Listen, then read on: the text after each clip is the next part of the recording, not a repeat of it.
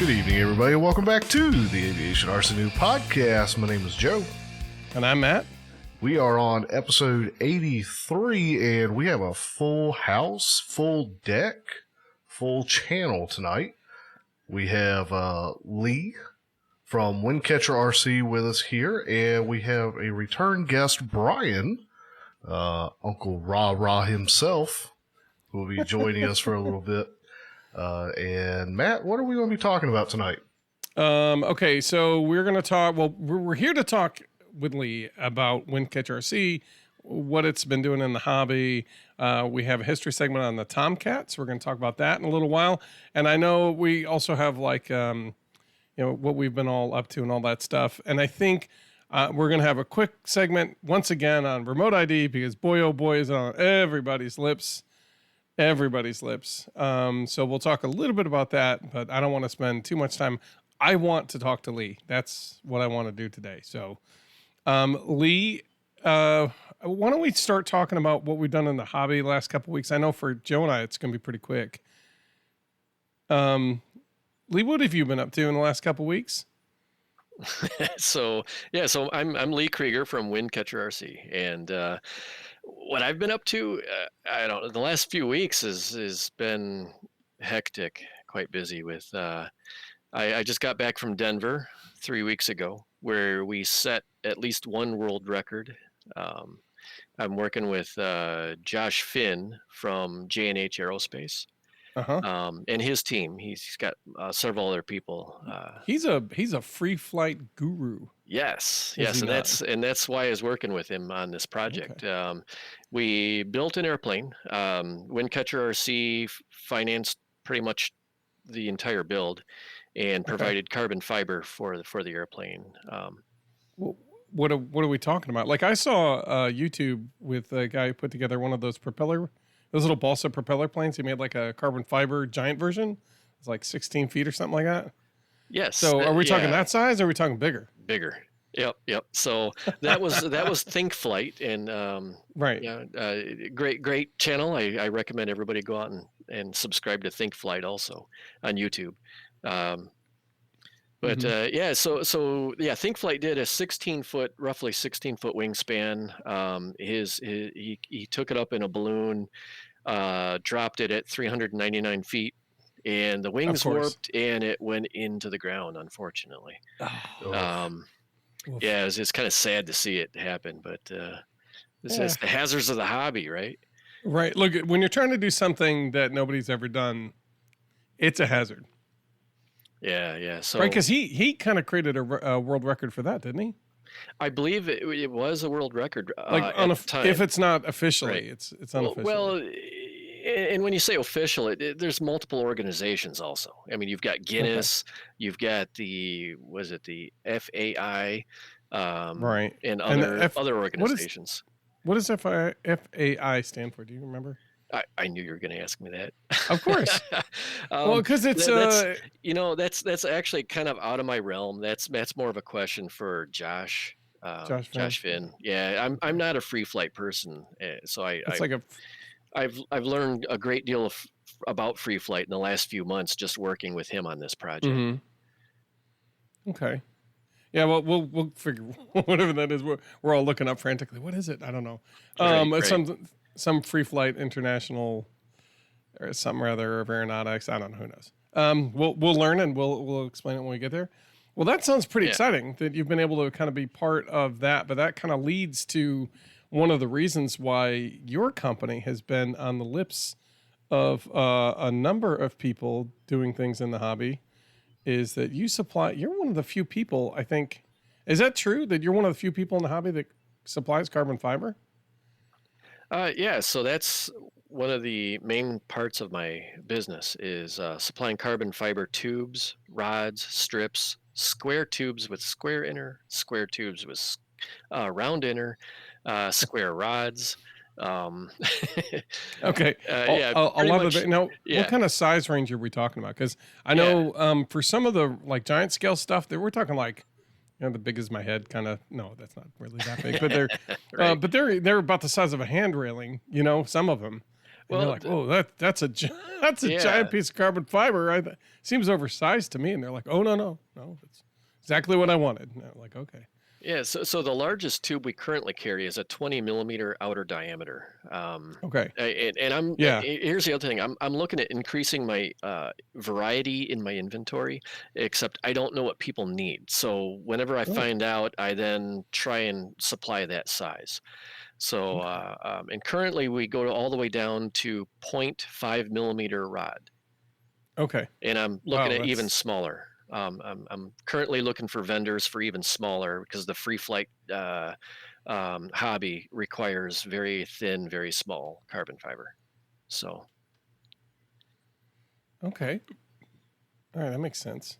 I mean, let's see, Fédération Aéronautique Internationale.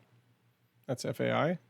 That sounds right. Yeah, I think that's it. And they did, they have all the conferences all over the places. Hot air balloon stuff, a whole bunch. Wow, we won't get into that, but I think that's what that is. Well, what else? So you've been working on getting that world record and helping Josh Finn put together the plane and all that stuff. Is that kind of what you've been up to in the last couple of weeks? Yeah, so Josh Finn actually did the engineering and the building of the plane, and I went out to Denver over Labor Day weekend. I met him and his family and his entire team out there. It was an actual free flight event. It wasn't just for the world record, but we were using the event as a location for the world record attempts too. Right. We were going for multiple records. The one that I can't say a whole lot about it yet because we haven't released any video or information, but the information, I mean, some people have already leaked it, so I can talk a little bit about it. So what we did is we got the largest rubber band powered free flight airplane world record. It's currently unofficial, but I mean, I think Josh is working on filing the paperwork to make it actual official. Okay. Cool. And it was 18 feet 2-inch wingspan on a rubber band powered airplane. Jeez, that's the size of most kit plane. right. It's like giant scale for RC plane. Yeah, right. Or ultralights, small ultralights. Right. Wow, that's massive. Yeah, we were trying to go for also altitude, time aloft, and distance, and the weather just wasn't cooperating for it. The thermals weren't quite big enough for that size of an airplane. And we just couldn't, that and the surface area winds were blowing into Denver. So we couldn't risk having the plane actually catch a thermal and then go into, the city limits and all that. Because there's 3 airports out there. We were about 10 miles out of town, but when you're in a thermal, I mean, it could possibly go that far. Brian's nodding his head like, "Oh yeah, I've been in one of those." Yeah, and me too. I remember it went from a model silhouette to a pepper spec and back again, thankfully. Nice. That's awesome. But we're not done. We're not done. No, what do you mean you're not done? That wasn't enough? The airplane survived. Oh, cool. Yeah, and I won't say much, but first day was kind of rough. Okay.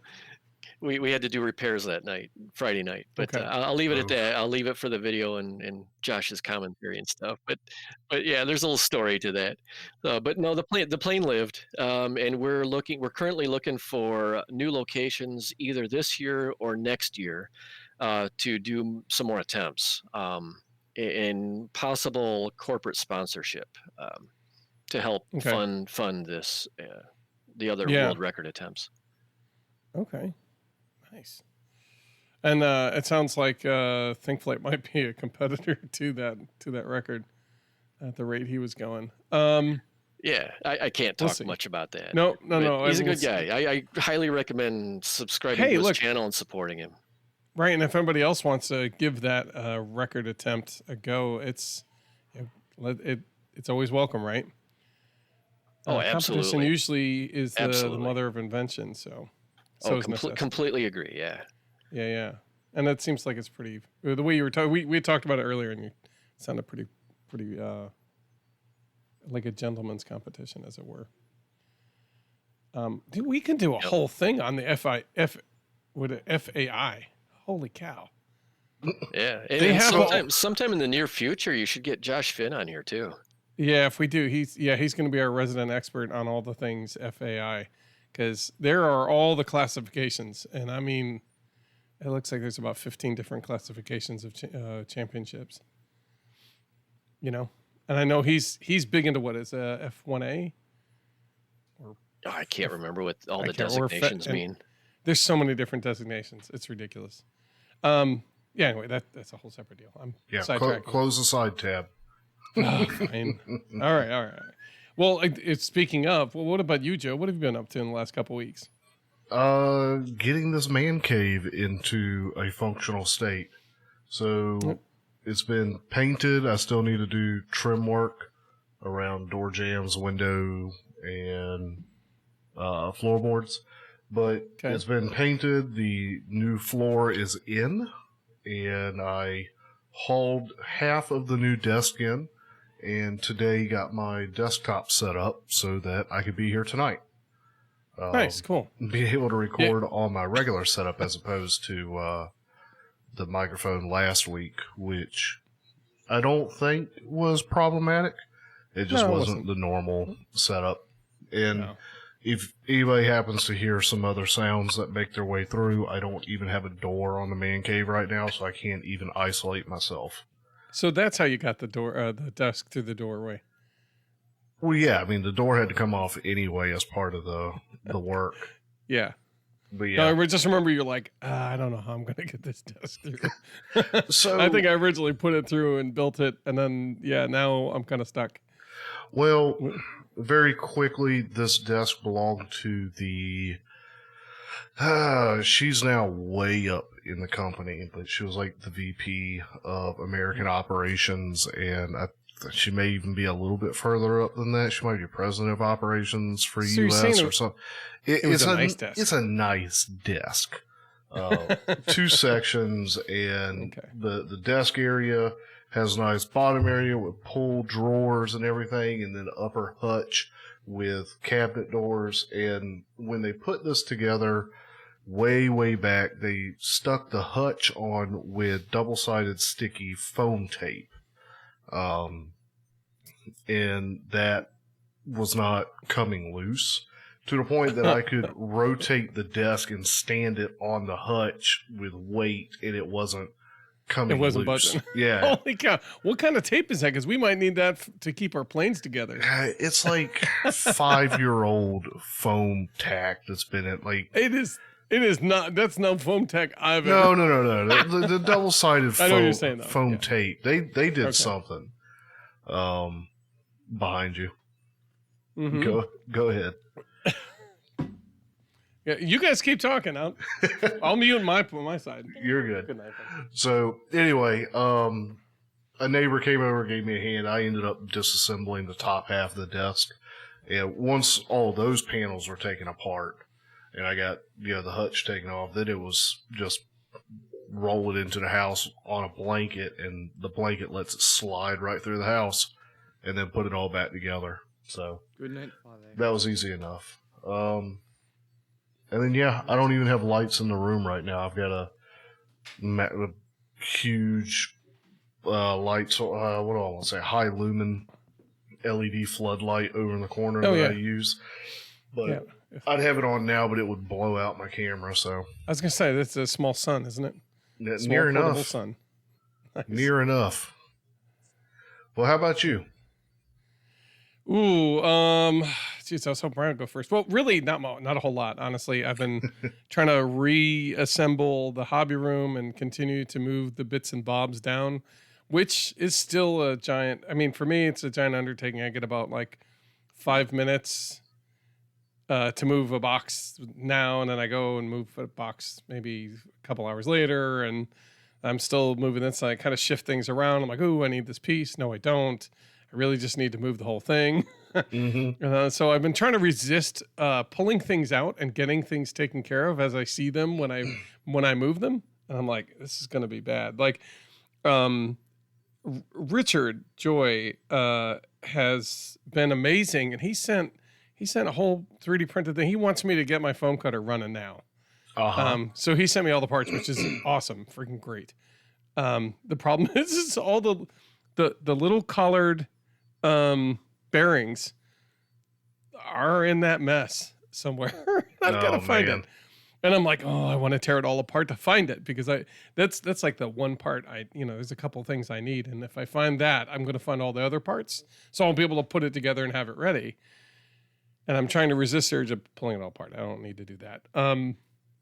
I need to get all the boxes down. I need to rearrange spaces and rooms and jigsaw, Tetris, puzzle things, and then start pulling things out as I kind of go, okay, I have shelves on order. And once I get the shelves, I'll be able to figure out the clear boxes I'm going to put up there so I can see what's inside all the boxes, some totes. So that way I can start, as I'm pulling things apart, I can actually find them a home, and then I can organize those homes, and one thing at a time, right? So it's really slow going because it's a busy month. It's September. All the things are starting. Everybody needs a piece of my time, and I don't have as much for it. So anyway, so I really haven't. That's about what I've done. Oh, the other thing is Muttley gave me a call, and he has, if you haven't seen it, he has built an AA gun. I did see that.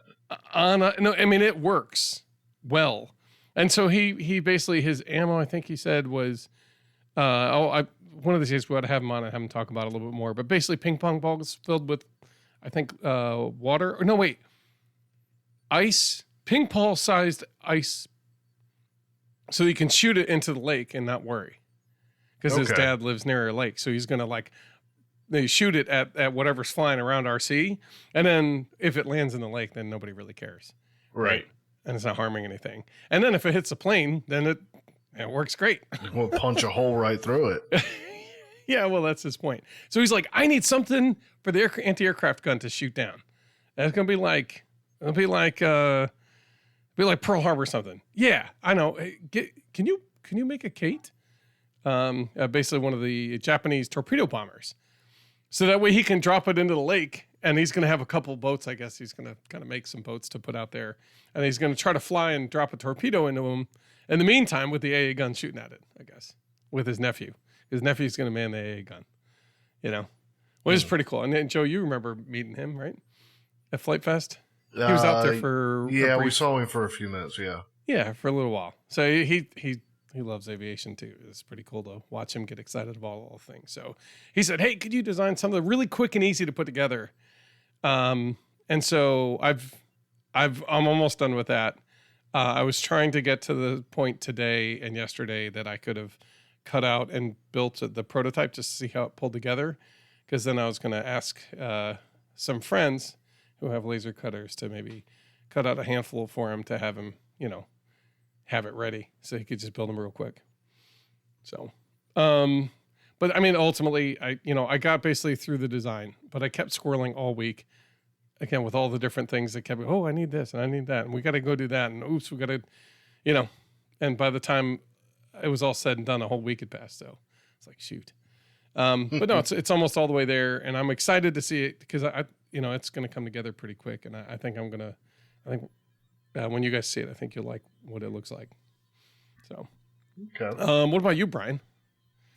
Well, I'm just glad I didn't have to follow Lee right away because I got no world record attempts going on, nothing like that. So I'm glad you guys went after him. I can follow behind a little bit. It's been I can't remember exactly where I left off the last time I was here, but not too much going on. One of the bigger things I talked about before was the resurrection of our Sea Duck à l'Orange and the subsequent crash. So we've got version 2.1 is all back together, and it's even orange and blue again. So it's ready to go. Good. It just needs some decals still. Yeah, so that's good. Got out to fly a little bit on Sunday, just a couple of days ago. Took my 8-year-old, my youngest son, who doesn't go out very often. We did a little bit of buddy boxing. He's got to work on his focus still a little bit. He's not quite ready to really be let loose yet. But okay, he's a long ways from that. Is he having a? We had a blast. Does he seem like his interest is growing? Every time he tries it, he's like, that was fun. I want to try that again later. It is, and Okay. the reason he went this time is he explicitly requested to go because he wanted to do it, and we had a great time. He's I think next year he's probably going to start doing a lot more. I think he's really getting to the point where he might be able to start doing it for real. Awesome. So. That's really exciting. That should be really fun. We did get cut a little short. We had a thunderstorm rolling in and lightning off in the distance, and we decided to pack it up and head home before we got too wet. Yeah, that's usually a good idea. Yeah, right. And then the only other thing is I've been very slowly working on the beginnings of another project that I mentioned last time. Got some design work done, and I need to. Next step is much like the one you're working on. I've got to do some cutting out, but don't want to say too much about what it is, just in case. We'll see if I have time to complete it. What do you think? It's not gonna happen, or it's not gonna be as awesome as you hoped? The first one I think could go either way. The rest of it, the stages 2 and 3 that we talked about a little bit last time, where we go up in size. Those are completely going to depend on how busy I am with work. This winter especially. So, I fingers crossed that I've got enough time to do it and enough space to do some of it. But nice. It should be really cool. Even just the first version will be a lot of fun though. All right. Well, good. That sounds like we were all at least somewhat busy doing things that assist our hobby one way or another, right? Yeah. I know it sounds like Joe is at that point where he's going to start loading things back in and organizing them, that's the exciting stage. That's where you start feeling like it's like, okay, cool, I can start doing things again. Yeah, I'm starting to feel the crunch of time because I've got, I got 2 or 3 kids at the church that would love to, I like to think that they would love to go out flying some more and learning. One of them will move with their parents next year. So I got like 7 or 8 months to kind of expose him and give him some time and get him where he can enjoy the hobby. The older one and the friend will be here for longer, so I can potentially keep working with them. But I sort of bit on the clock on that one. So, yeah, I got to get this stuff kind of wrapped up to a point. Yeah, and I said I want to get a couple of fogies built because that's what I learned on. I think it's a great plane. And then from there, I can start moving them into others that I have built. Less forgiving planes. Awesome. Well, cool. Well, then let's without further ado, let's move on to the next segment. Our next segment is going to be the history segment of the venerable F-14 Tomcat. Brian, what? Hold on. I know that we want to get into everything, but so that we do we want to just talk to Lee? Well, yes, but also figured it might be a good time to just, as part of the community updates, because we got build party coming up next Friday night. Oh, right. Okay. And then type that stuff out. You were talking about the FAA updates, and I don't want to back shelf Brian and Lee, but I'm going to for just half a second. Why don't you give the FAA update now rather than waiting all the way to the end? Because I'm sure it's probably 2 or 3 minutes, and then we can go ahead and have that out of the way. If that, I mean, it depends on our discussion about it, but and we're welcome to discuss it a little bit. So the FAA has officially postponed their enforcement of the rule that has gone in. Today's the 19th. It went in 3 days ago.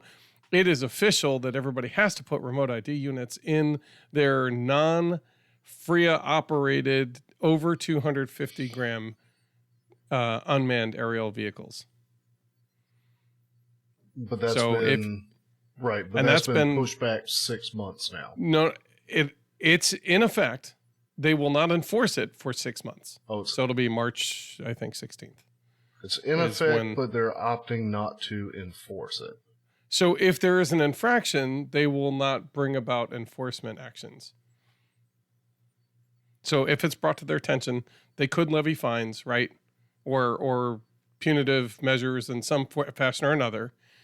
If it's deemed that this is a violation and somebody's caught, they will not be punished for it until after March 16th.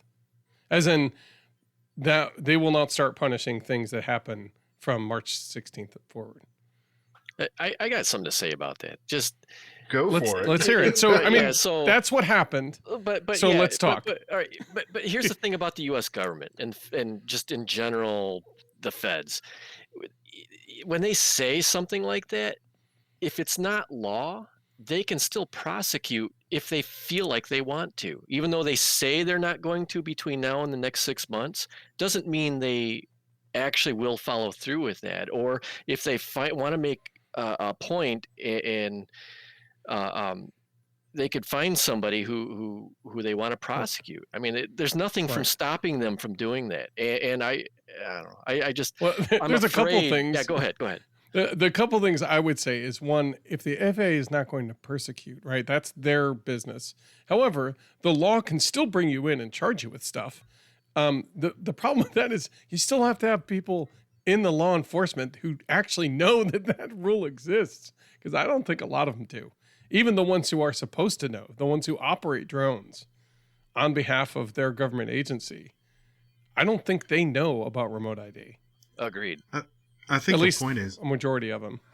I think the point is that it's just like most of what we get publicly from government officials is that they're just words that really don't mean anything. And what's written in the law is the only thing that ends up mattering. Mm-hmm. Which is unfortunate because the law is terrible in our towards our hobby. Yeah, it's written so ambiguous that depends on who's interpreting it. I was going to say it's an interpretable. Exactly. Yeah. No, I'm with you. Ambiguity is the enemy to progress, it seems, in my mind. And I think they do it on purpose. Well, sure. That way they can interpret however they need at the time. Exactly. But the real reason they stated that they're not going to do anything for a while is because I finally bought your remote ID unit. I bought one of the Flitetest Easy IDs just to play with it, and it's actually a neat little module. I'm looking forward to playing with it a little bit. Good. Well, now you've got firsthand experience with it, not a whole lot of days. I was thinking about ordering one for myself as well, because it literally, like 2 days before Flitetest said, okay, we finally have these things. They're for sale. Please order them. We'll get them out to you as soon as we can. And they started talking about what they can do. And it seems like it's relatively functional in the sense that it can be a very inaccurate plane finder. And it does the remote ID stuff, but it can also do a couple other things, right? Attach to their app and do some other neat things. Have you tested any of that stuff out? No, I haven't. I literally received it the other day, right after they put them up for sale. Mm-hmm. And around the same time, I actually ordered some Maytech wing flight controllers. Right. And before they get banned from selling out of China. Right. Okay. At some point, I will marry the two together and into an aircraft and play around with it. I just don't know how soon. Right. I want to do the same thing, but I keep trying to find a platform I'm happy with, just saying, well, let's see what happens. Because if it goes in the beans and I lose it, that's a lot of money and tech lost. Literally. If it doesn't work, like, but it's got Find My Plane, so you'll be able to find it. Well, that's right. We won't. I've got a bunch of steps I just need to sit down and do. I have one of those Wi-Fi little beepers, those like will break your ears kind of beepers, and it doesn't have I don't know why I'm not sure why. I guess because it goes into a control board, but basically they have a connector that goes out to like a 3-pin, but the 3-pin isn't one you can plug into your receiver. I'm like, I don't know why. So I got to basically solder on a connector that goes to the receiver in one of the channels, because then basically once it doesn't get signal, that's when it starts going, oh, I guess and it doesn't get power. It's like, okay, well, I better start beeping. So I want to have that along with, like you have, which is a flight controller and a blocks US GPS unit. I want to call it USB, and I'm like, that's not it.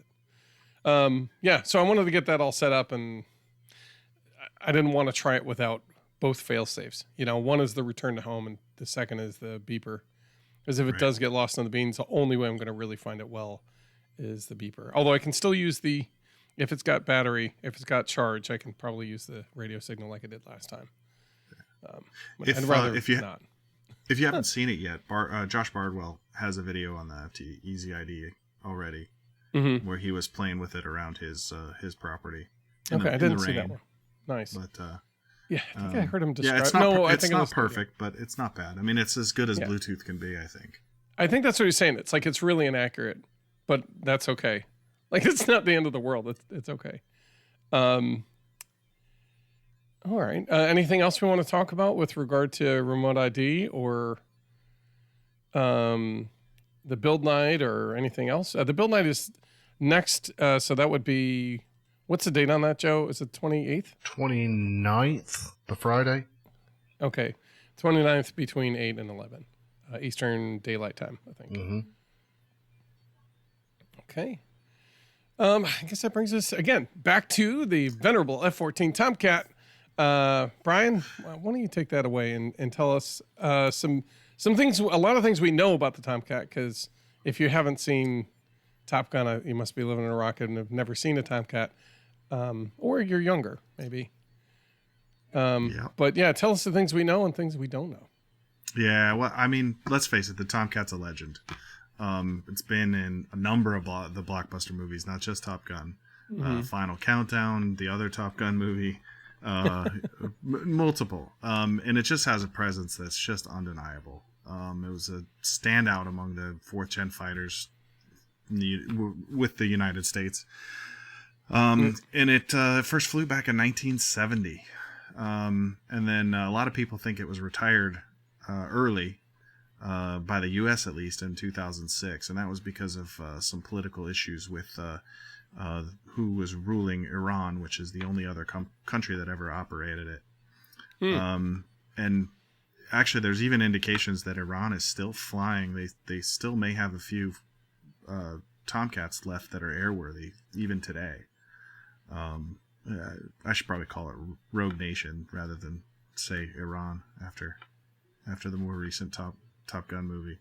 Okay. Fair enough. It's the Tomcat's really a beast.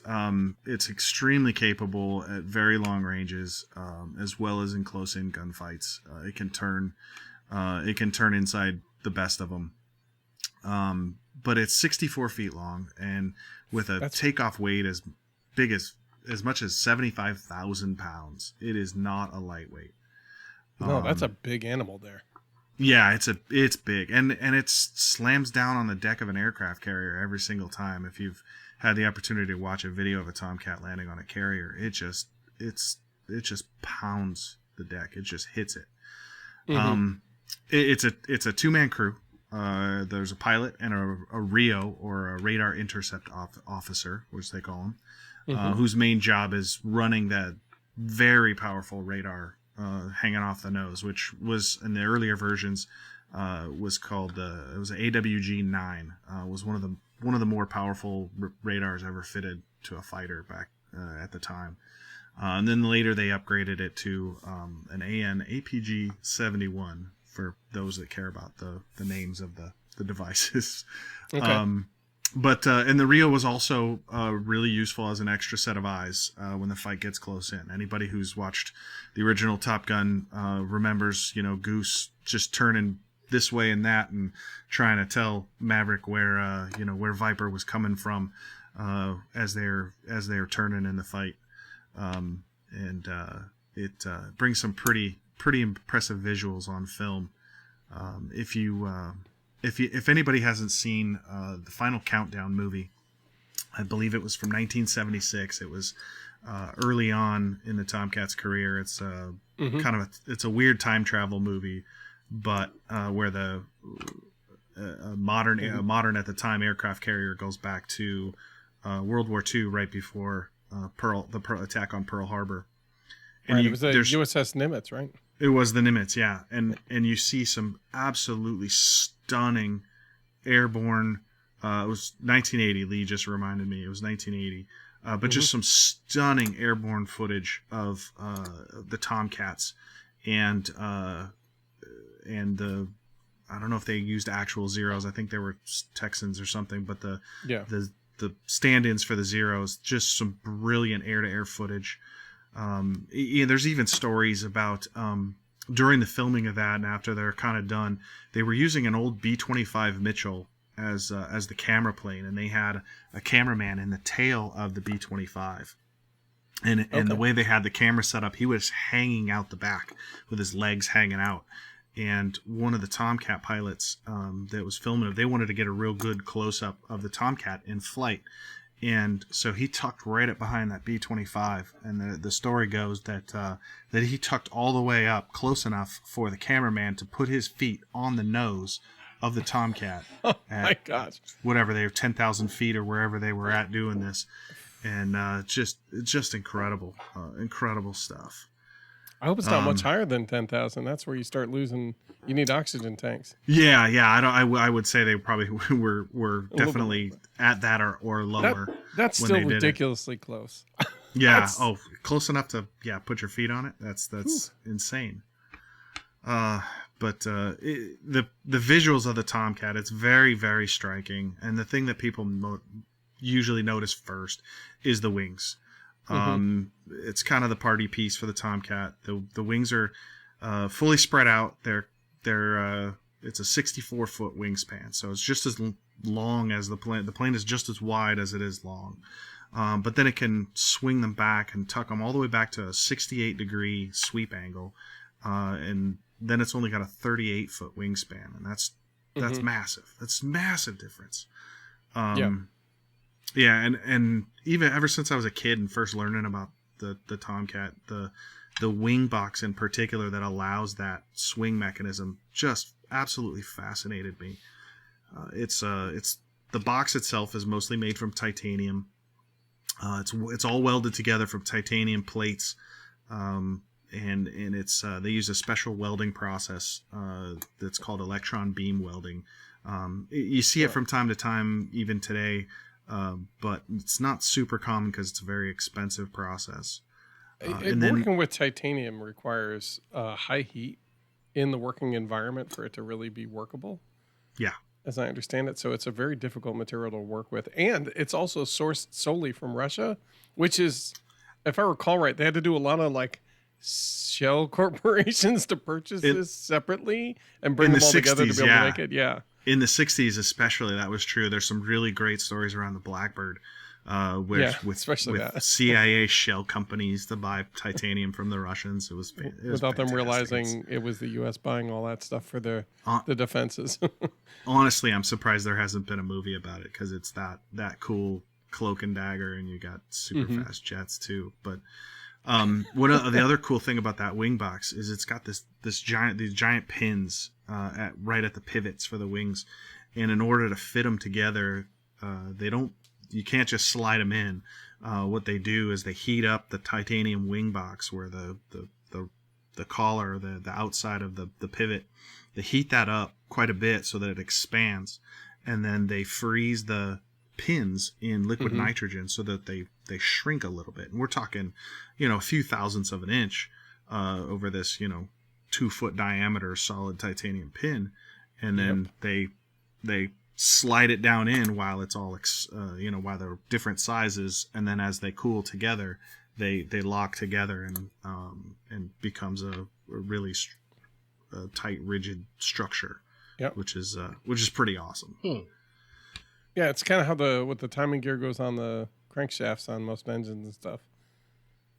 You see a little. You see a little bit. It's the same kind of thing with the interference fit, where you can heat up a gear to slide it over a shaft. It's like that, but you put the shaft in the fridge, and you put the gear in the oven, and then quick, get them together. Yeah, same idea. Just cool. Put really on cool. Raise, turn it up to 11. Yeah, kind of thing. Yeah, that's right. And mine then goes up to 11. Mine goes up to 7. Sorry, Joe. You guys are cracking me up. What? I said you're cracking me up. It's like I'm laughing too much. That wing box though sits in a the Tomcat was kind of unique in having a big wide flat lifting body, so that wing box kind of goes over the top of it, and then running down either side of it is each one of the two engines, which the early Tomcat, the F-14A, had two TF30 turbofan engines, and those ended up having a terrible reputation for compressor stalls and even turbine blade failures. The scene in Top Gun, not to spoil it for anybody who hasn't seen the original Top Gun, but it's okay. It's been like 30 I know years. it's been a while. I was being a little facetious there, but when they crash, when they go into the flat spin, that's due to a compressor stall. If you're watching it, and the flames out, then the second one stalls and it flames out, and then they end up crashing. It's a little exaggerated for the movie, but that is genuinely something that would happen in the F-14As. They lost quite a few aircraft to incidents related to those engines specifically. So the later on is primarily starting in the late 80s with the F-14B and the F-14D models. They started getting engines that were based on the GE F-110 family, which were the same family of engines that were used for some of the F-16s, the later F-16s and F-15s, which is significantly more powerful, way more reliable, easier to manage. They were much easier to control, and then there was such an increase in thrust that the Tomcat could even exceed if it was lower on fuel, it could exceed 1-to-1 thrust ratio. And then on top of all that, it was more efficient too. It would burn a lot less fuel than the TF30s did. So this massive upgrade just in the engines alone happened with the B and the D models. Nice. I'm sure that gave them a lot more range or a lot more versatility. Yes, they could stay on station a lot longer. They would stay on. So the Tomcat was primarily, for most of its life, was primarily a fleet defense fighter. And also, some people use the term interceptor.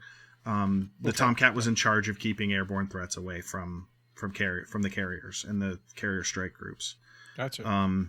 They carried the missiles. They, just like every other American jet, it carried the Sidewinder, the AIM-9, and the Sparrow missiles, the AIM-7, as well as the Gatling gun, the M61 Vulcan, the 20 millimeter cannon, which is just a beast. But and it's very common in fighters for quite some time.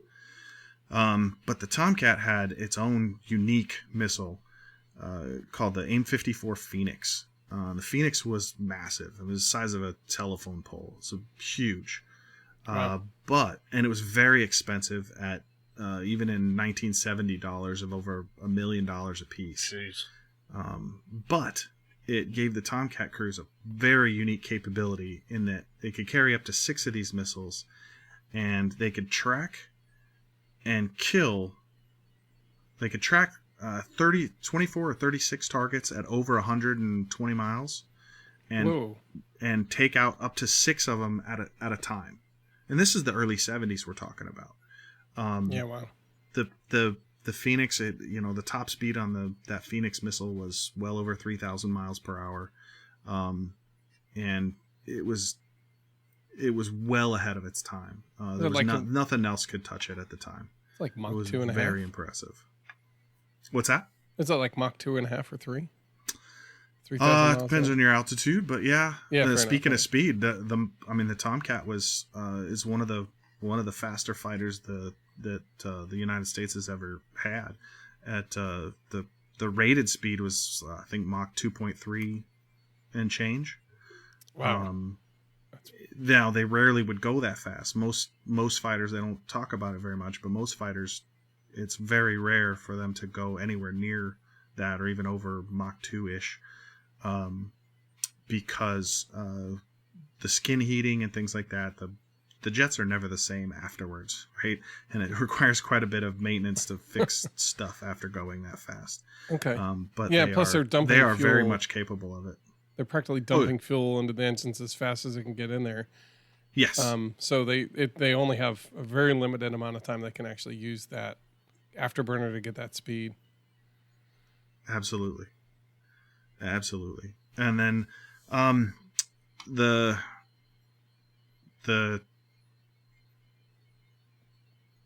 first air-to-air victories that the Tomcat ever had came in 1981. There was a pair of U.S. Navy Tomcats over the Gulf of Sidra, and they were fired on by a pair of Libyan Su-22s. They're called fitters. And they fired on the Tomcats, and they very easily, well, I don't know about how easily, but they avoided the missile that was fired at them, and they turned around and downed both fitters. And then the next one came in 1989.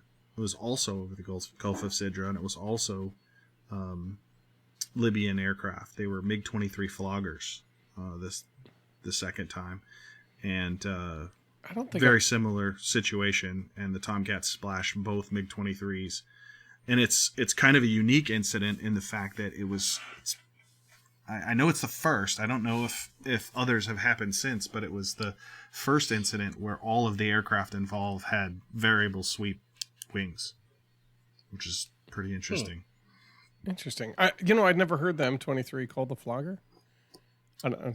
Not that I really am up on my MiGs, but yeah, it's interesting. That was the NATO code name for it. At the time. Well, just like the Japanese Kate is not called it. That's what we called it in the American. Exactly. Right. Anyway, exactly. So speaking of the MiG-23, actually here in Michigan, just a month or so ago, we had a MiG-23. The only one I'm aware of. No, I don't think it was the only one, but we had a MiG-23 crash at an air show, not too far from where both Lee and I live. That made the news. Yeah, it was all over. Thankfully, there were no injuries. Both crew and the aircraft got out safely, and it came down next to an apartment complex rather than into an apartment complex, which is just incredible luck. So that it didn't do very, very worse lucky. damage. Yeah, and consequently, a UAV operator on the lake miles away decided to go well beyond visual line of sight, go over top of a lot of firefighters and pedestrians and buildings, do all the things he's not supposed to do with the drone to get some footage, which is great footage, by the way. It is. It's fantastic, but it also goes back to what we were talking about earlier with the FAA and when they decide to go after somebody and when they don't. I think this might be a time where they'll go after somebody. They did. They followed up with some punitive measures beyond that. So, as I understand it, for that. But anyway, I believe so. Well, anyway, back to the Tomcat. Yeah, so that's pretty cool. I forgot that's it's right near both your houses, right? Like right. Yeah. Not far away, not too far away at all. And the only, as far as the hobby goes with Tomcats, there's been a few Tomcat models available commercially over the years for RC. I believe Freewing has a relatively large model that's very beautiful but very expensive. Yeah. How big is that one? I believe it's a twin 80 millimeter EDF. Yep. Flitetest has a Master Series set kit, which is what prompted me to do the history on the Tomcat today, because I have one sitting on my shelf that I'm trying to find time to build. Relatively recent kit too. Just about 1 year ago is when they released it. Yep. Right as the HangarRC was about to. We won't get into that. And that one's a twin 70 design. Okay. And then E-flite actually has a small one that's just slightly bigger than UMX sized. It's a twin 40, and I have that one as well. And how does that one fly? A few times. It flies very nicely. It doesn't have rudder control, but it has different. The elevons are differential. And the wings do sweep. It's got a full forward, full aft, and there's a mid position. It's not like continuously variable. The flight controller, and it's very good. It's got a hand launch mode that makes it very stable when you toss it. It's very nice to hand launch. You give it just a good toss, and it'll automatically throttle up and give you about 20 to 30 degrees nose up, and Okay. it really Like a helps launch avoid assist. making mistakes on a hand launch with it. And that's where I fall down almost every time, it seems. So yeah, that's I'm sure a welcome addition to those who are nervous about launching it. It is. The biggest downside I've found with the E-flite one is that it's relatively small, and it's mostly light gray, and it under some sky conditions it disappears very quickly.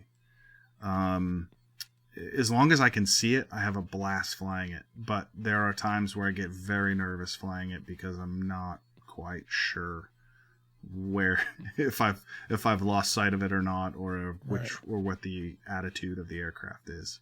Okay. So I've been tempted to do a repaint on it, but yeah, at least I to haven't put done some anything yet. bright wing tips or something to kind of help it stand out. Yeah. Good. I thought with the Tomcat we would like if you guys if I had prompted any questions for you guys. Yeah. The mount I prepared was a little less than typical today, but I know Tomcat's my favorite airplane by far, and I know. spent a lot of time learning about it over the years. Yeah, if you have any questions, you can definitely send them in the general forum, and I'm sure Rawa, you'll see it and be like, "Oh, hold on." If you need to, know the specifications, and there's a lot of details, and that's I think why you kind of passed over it a little bit. I know.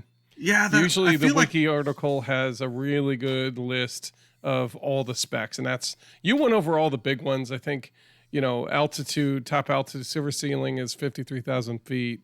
The range is 1,600 nautical miles, which is pretty far. But you covered almost all the other.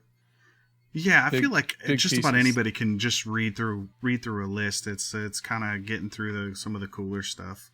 Yeah. One thing cool. I didn't touch on is late in the Tomcat's history, they had in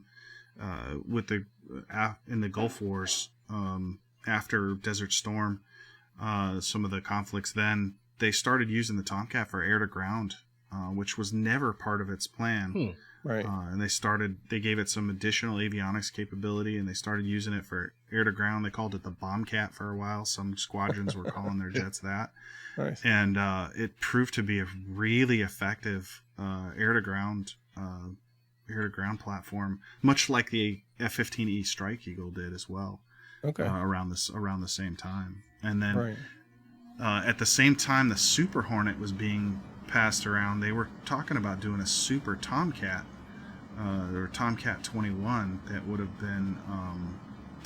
There's a lot of people that feel like that was a mistake to make the Super Hornet instead of the Super Tomcat.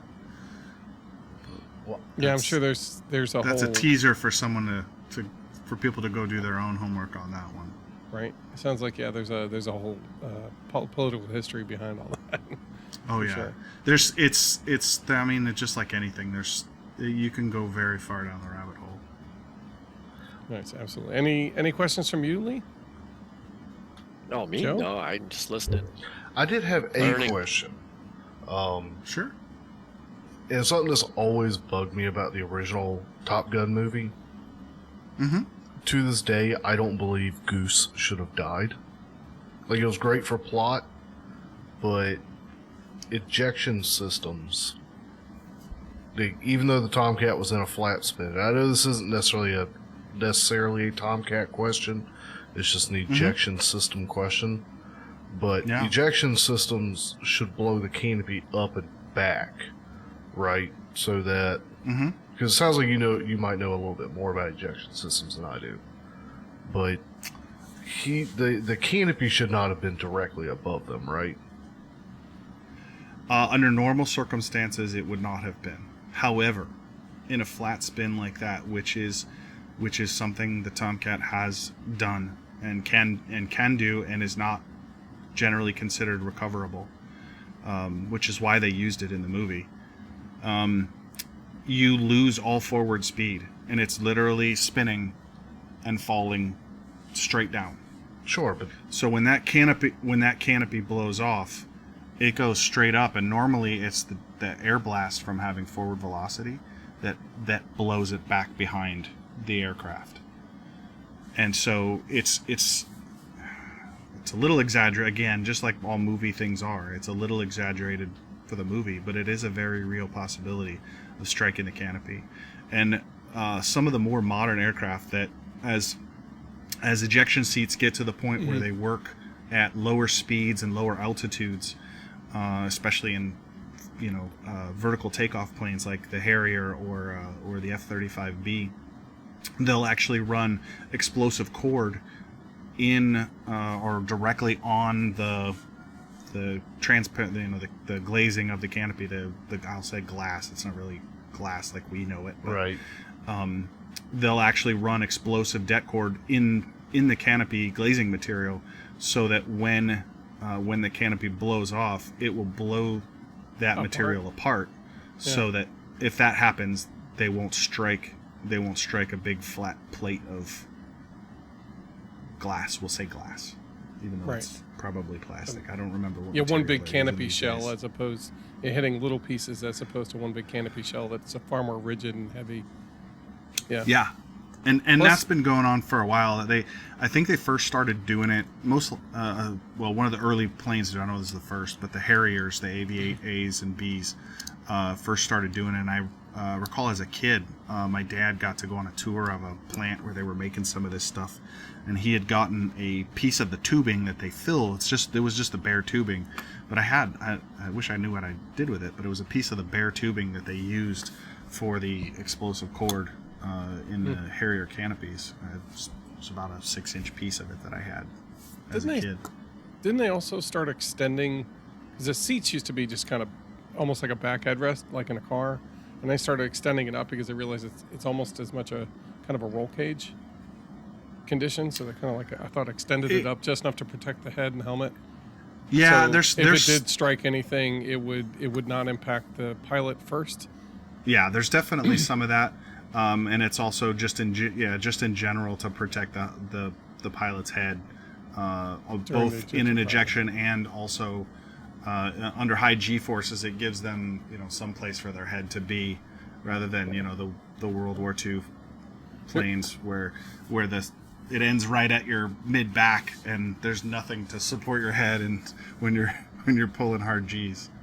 Well, if you want to learn more, there's a whole episode on the Fighter Pilot podcast on ejection systems, period. He literally covers the whole kit and caboodle and some of the reasons for the choices along the way.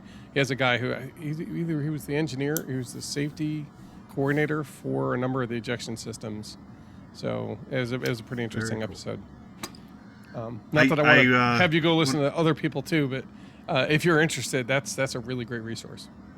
Very cool. I'll have to go find that one. I haven't listened to that one. When I was in college, I worked for a guy who had been part of the ejection system team on the Raptor, on the F-22. So I got to learn a good bit about that stuff when I was younger too. That was a lot of fun. Cool. Well, good. Thank you so much for pulling that together at the shorter notice than I would like to have given you, but I appreciate you pulling together. That was pretty short notice. Well, you're kind of like, hey, would you like to do this? And I'm sitting there going, sure. I'm running out of time. I'm out of time. That sounds, if you could, that'd be spectacular. Otherwise, we were going to have not much.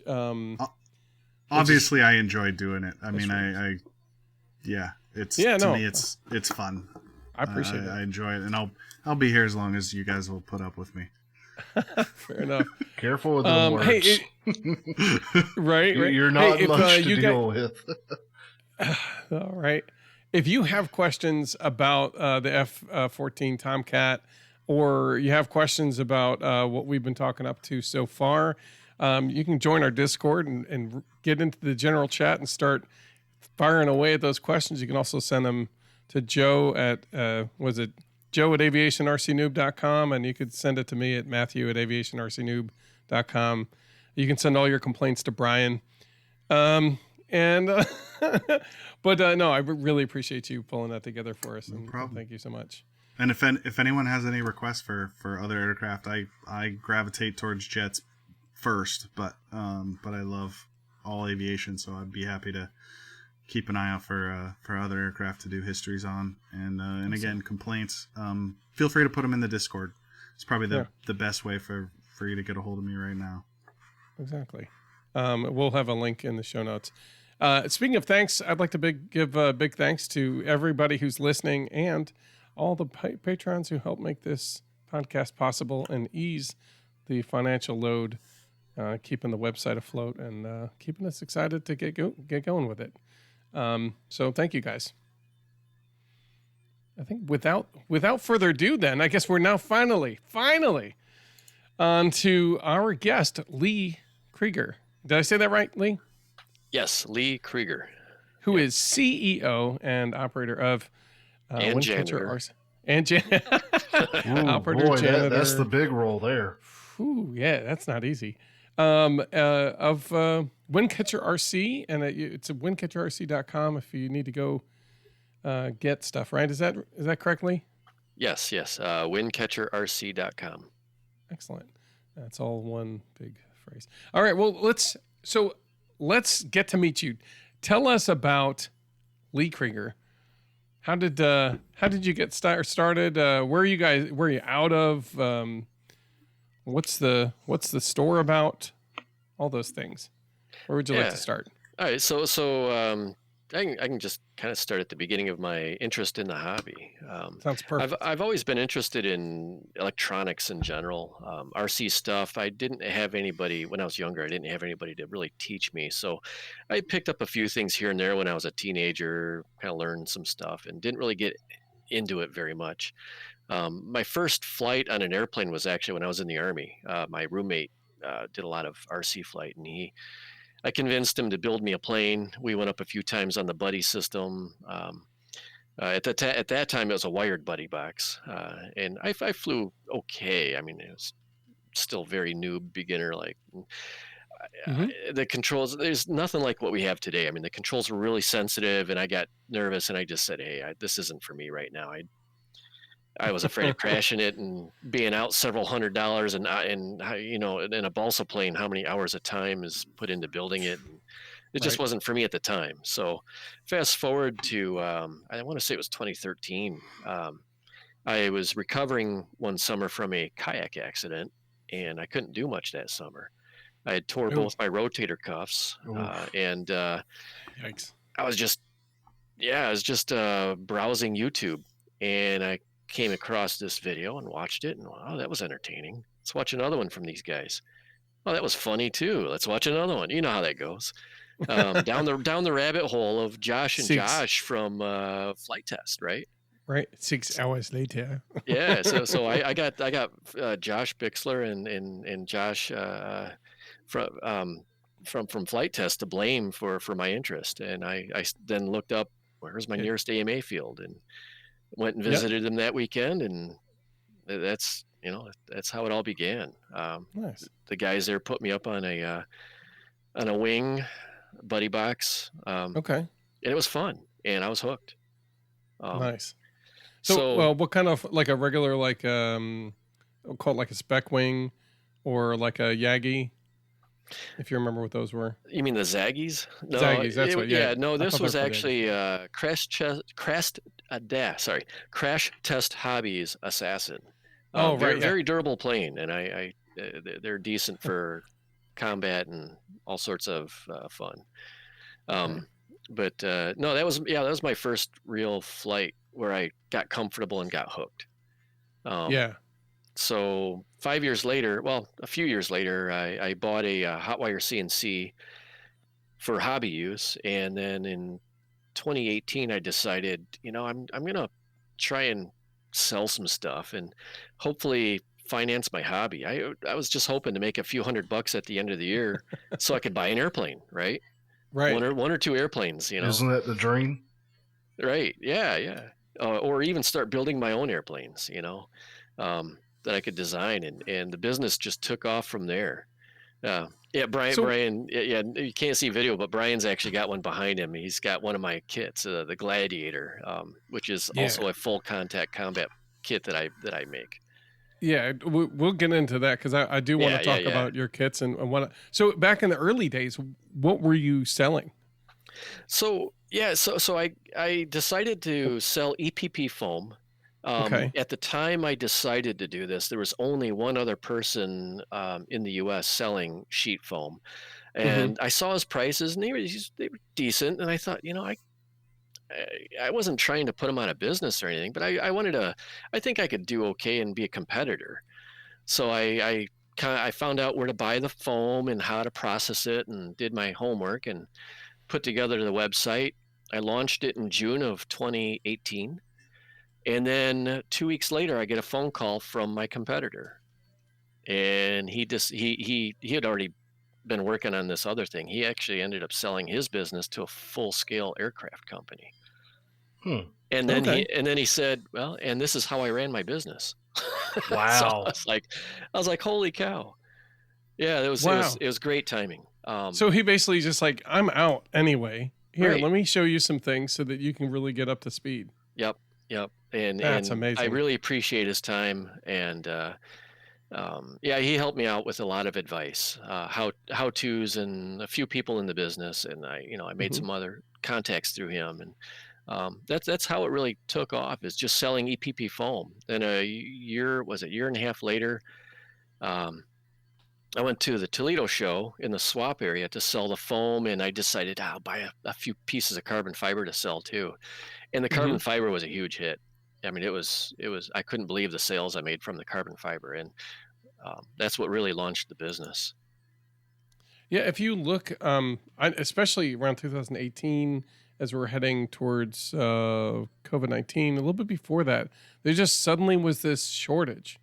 You couldn't go to a hobby store. All the hobby owners that I talked to, which, I mean, there's like 3 in my kind of local area, every one of them, and other people I'd heard through other podcasts and stuff, they're talking about going to their local group, and they're like, "Yeah, we can't find carbon fiber anywhere. It's really, really hard to get. I tried to order it, and it's late in coming, and I don't quite get all the pieces I wanted.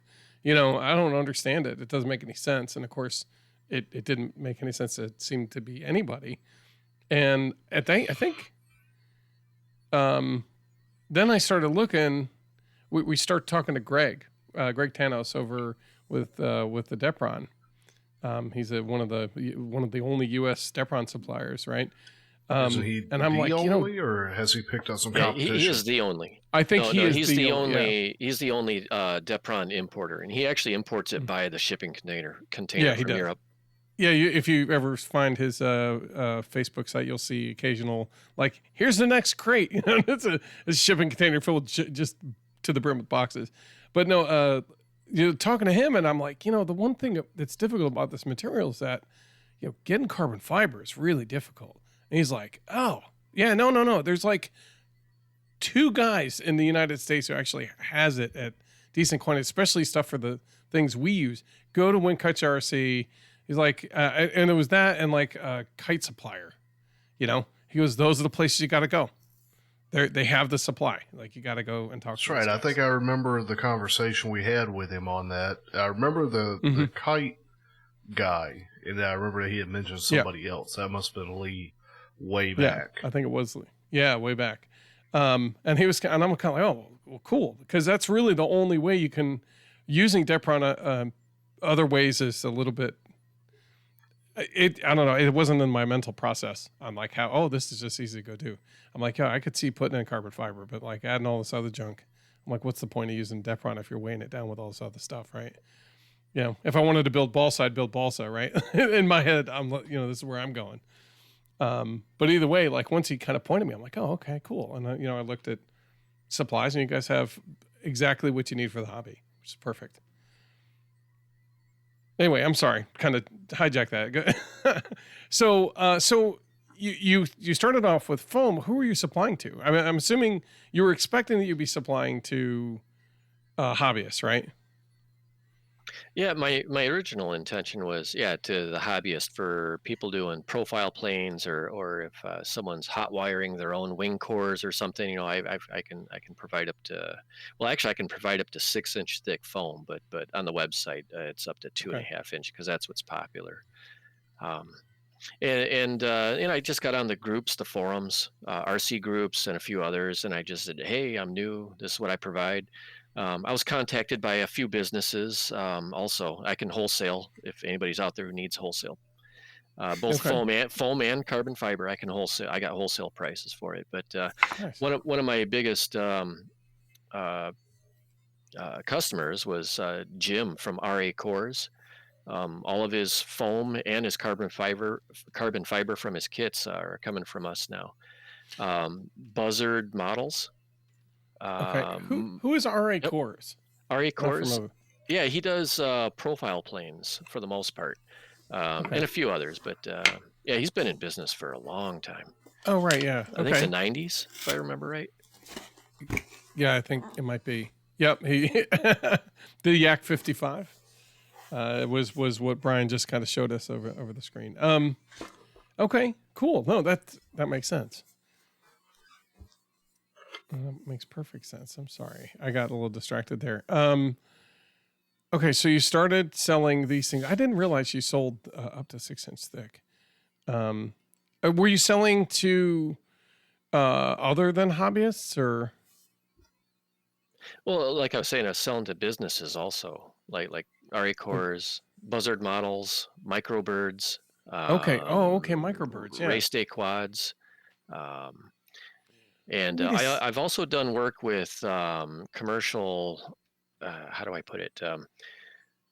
Both UAV and full scale aircraft companies.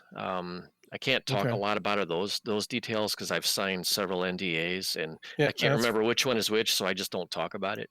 that's fair. I no, I don't want to. I don't want to get you in Yeah, any yeah, yeah. trouble. But No, I always. I have done prototyping with those companies too, which is it's just it's a cool thing to talk about. Okay. Yeah.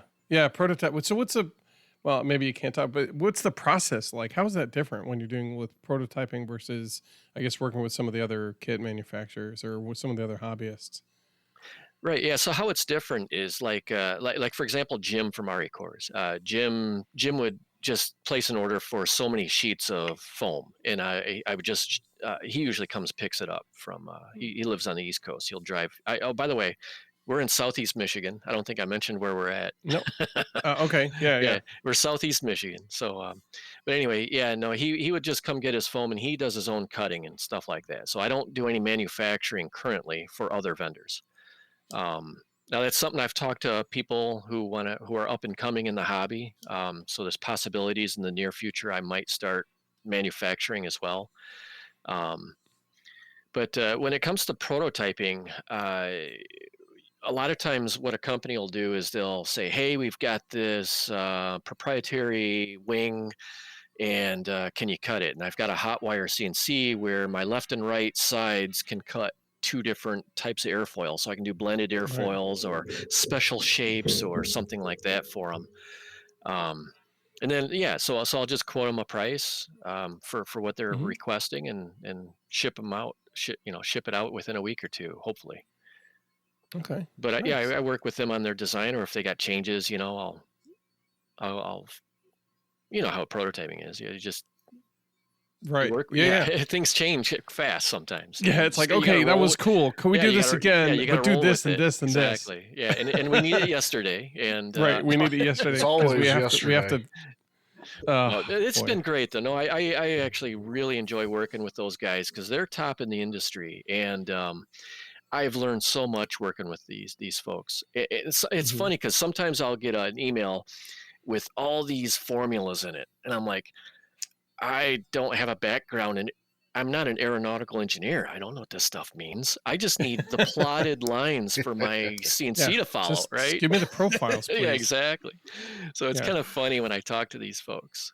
Where I Hmm. mean, I know the basics. I know enough to cut what they need. It's just they sometimes talk over my head about the very specifics about what they're doing, and I'm Right. learning, and I appreciate it because I am learning from them when they do talk about it. Right. That's cool. I've got a number of, there's actually like an ultralight channel that does a really good job of going through the design process of building any RC, any plane, RC or full size or whatever, because he goes through the whole process of the things you have to think about for full scale. Even though he's doing ultralights, he's like, it doesn't matter what you're doing. Like, this is what we do. You know, some of these numbers that we're dealing with are going to be smaller because of the category.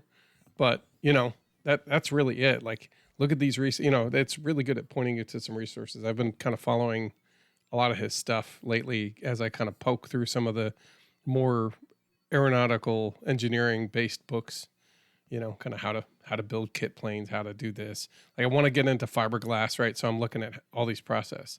So he goes through all that stuff pretty well.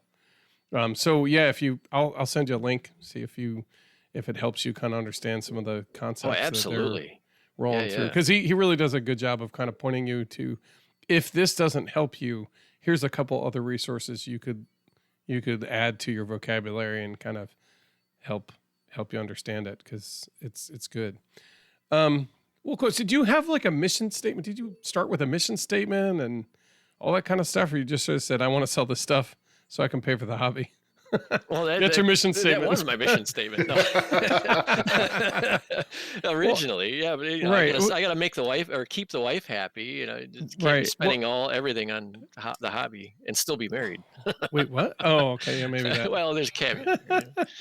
Well, so how's the mission statement? Has it changed over the years? Oh yeah, I don't really have it written down, and I guess I should. But yeah, I took a page from Flitetest. I really like how their business model, especially in the early years, but even now, where they just give back so much to the hobby. And I try to whenever I can as well. And that includes just, I know I try and keep my prices as low as possible while still staying in business, if that makes sense. You know, I'm not here to rip off anybody, but I need to also make enough to keep the lights on and buy more inventory and keep expanding my inventory. So it's difficult for me to find that balance of, today, am I going to put on my business hat, or am I going to put on the hat of, hey, I just want to give stuff away to make people happy. You know what I mean? Yeah. It's like, well, right. What's the right balance? Is it, exactly, hey, give discounts to a bunch, or is it support this project so it can inspire so many others to do the thing? Exactly. Yeah. And it's tough. You kind of almost have to, it seems like the best is to kind of wobble back and forth. You know, because, you know, occasionally having inspiration along the way seems to really, you know, because just one of those things, like watching Flitetest put together the flying IKEA chair really kind of inspired me to go, oh, wow, anything is possible. Right. That was fantastic. It's kind of like, oh my gosh, this is, and then when people would be like, why are you so excited? I'm like, dude, watch this. Boom. I put down there like, dude, it's a chair. I'm like, watch it fly. And they're like, get out of here. And then they would watch it and they'd be like, get out of here. I'm like, you need to come over and fly an airplane with me. Like, or the little tykes. I love the little tykes thing. And flying brick. That was one of the earliest ones. The cinder block and the flying mailbox. Like, again, the flying toaster that actually toasted in midair. And like the blender. Oh, fantastic. Yeah. All those things. Like, they were, even the turkey flyer. Right. I mean, that was like one of the Fowler flyer, right? No, anyway, but those are the kinds of things that I thought were like, oh, I get it now. This is what gets you excited. To say, you know, maybe the other stuff isn't so terrible. Like, if they can do this stuff, I might be able to do the other stuff, right? Right. And I'm a strong supporter of education also. Yeah, and that's part of what we started talking about, because I reached out, and Brian and you kind of were like, you need some carbon fiber for your project. You guys are, here, get going, hurry up. I want to see this giant new wonder, right? And that's how we started talking a little bit. And I think, you and I, when we were talking about kind of what are just the way you speak about the projects you're involved with, I could tell that your passion is inspiring, helping people who have these crazy inspirational ideas to make those ideas reality, to thereby inspire others to keep pushing, You know, thank you. Well, I'm also sometimes the instigator. I noticed. Ask Josh and Josh Finn and Ben Harbor. And Ben Harbor, right? Exactly. Well, you know, granted, it wasn't as big a push on my end, but then again, when we started talking about the other project, like, hey, by the way, you should do these things. I'm like, right. I'm not there yet. Yeah, but you know, we keep talking about our projects for, you know, Flitetest 2024, and you know, like how big, how high do we shoot? Do we aim for the moon? Do we just aim to get out of the atmosphere? You know, how far is reasonable? You know, well, and with that, like you obviously with Windcatcher, you have foam, you have carbon fiber. We talked about those, but you also have a number of kits, right? Yeah, I'm working on kits. Currently, I'm out of stock because I'm working on a new area of my workshop. Okay. Oh, you're like us. You're working on your workshops too. I am too. Yeah, and that's still a work in progress. This summer, I was expanding 500 square feet. So let me go back a little bit. When we bought our property 3.5 years ago, about 3 years ago, it was literally a sheep farm. Okay. Perfect.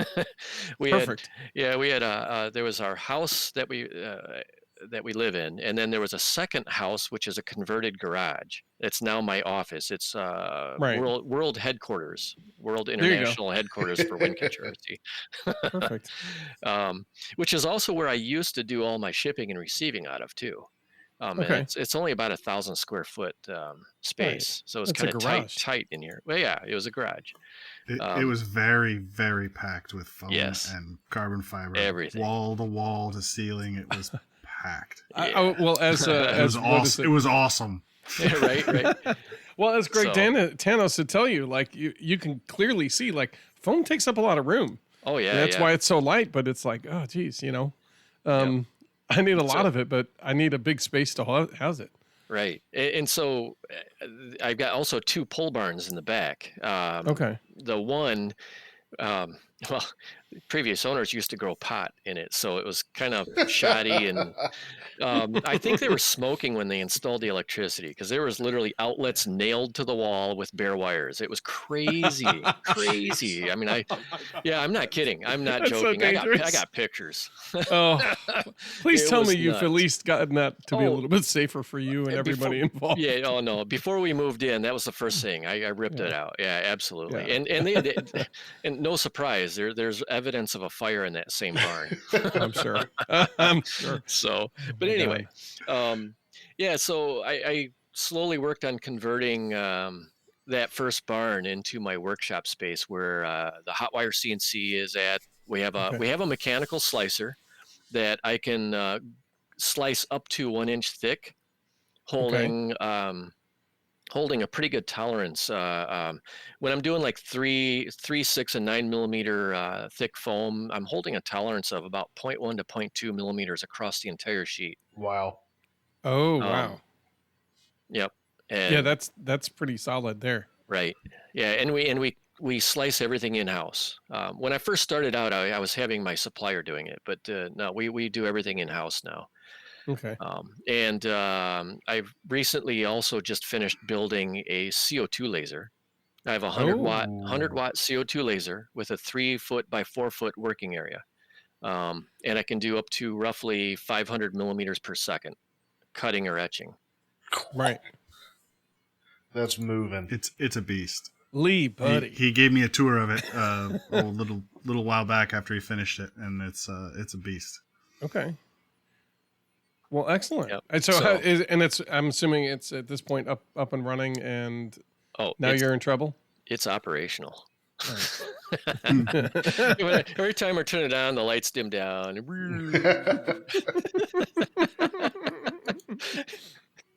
No, that's awesome. Yeah, no, it's I great. know I exactly what that is. Like, not on the same level, but it's like when you kick your table saw on in your shop, and the lights go. Yeah. Yeah. Well, actually, no. The laser doesn't pull as much as you think it does. It's relatively low amperage. Well, relatively. I say relative because with everything running, the chiller, I got to run a chiller which pulls some decent amperage, and then I have to run an air compressor along with it. And those two actually draw probably more current than anything else. Yeah, probably. So are you offering the laser cutting services, or is that more for you for cutting kits? Because there's a number of Balsa pieces, right, that go with some of the kits you've got. Well, currently not. I mean, yet. did you have on your website? Yeah. How about that? Yeah. So no, the two kits I am currently building do not use the laser currently. Okay. I'm looking at future usage of that. I'm also looking at, like I was saying earlier, manufacturing for other people. Yeah. So that was the primary purpose of the CO2 laser. So if you have ideas, reach out to Lee. He might be able to. Yeah, and I want to focus more on manufacturing rather than one-offs currently. I mean, I'm not opposed to working with somebody on a project. I mean, I do that. No, but I know I've been doing saying. that. But for the next few months, I need to focus more on finishing production and production and finishing profit. the workshop area and everything else. Like going back to the workshop, I was saying when I first moved in, I had the workshop for the equipment. Well, this summer I also worked on the other side of the pole barn, which is another 500 square feet for holding inventory. So I had to, like I said before, it was a sheep barn. Yeah. So I had a broken cement floor and everything. So I had to put in a new floor on top of the cement floor. Basically, I don't know what you'd call that. I don't know what you'd call that. It was. It's just a raised floor. Yeah. Yeah. Okay. Oh, okay. Well, so it's level. I had to put in a wooden floor that's raised above the cement floor and completely level across the whole place. Okay. Insulation, because we live in Michigan, and enclose the whole thing up from the elements, so it's not too cold in the summer or winter. Well, you need to be able to work in there, right? Like, yeah, exactly. It's kind of like, look, if I need to work in my garage on a regular, right? There's a lot of work I got to do in there if I'm going to do that on a regular. There's insulation in the door at least. I need to have some sort of heater or cooling element, and both actually. Otherwise, there's no way, So if you're working in a pole barn, Michigan gets too cold. There's no way you could make it past right. What is it about now, right? Oh yeah, it gets cold. Well, it's about November is when it really starts getting chilly. That makes sense. But yeah, no. So I had to make it so we could hold a decent temperature in there, and it's primarily used now to hold inventory and do all of our shipping and receiving out of there, which I'm currently doing already. It's closed off from the elements now, and that's where all of our boxes are being packed currently.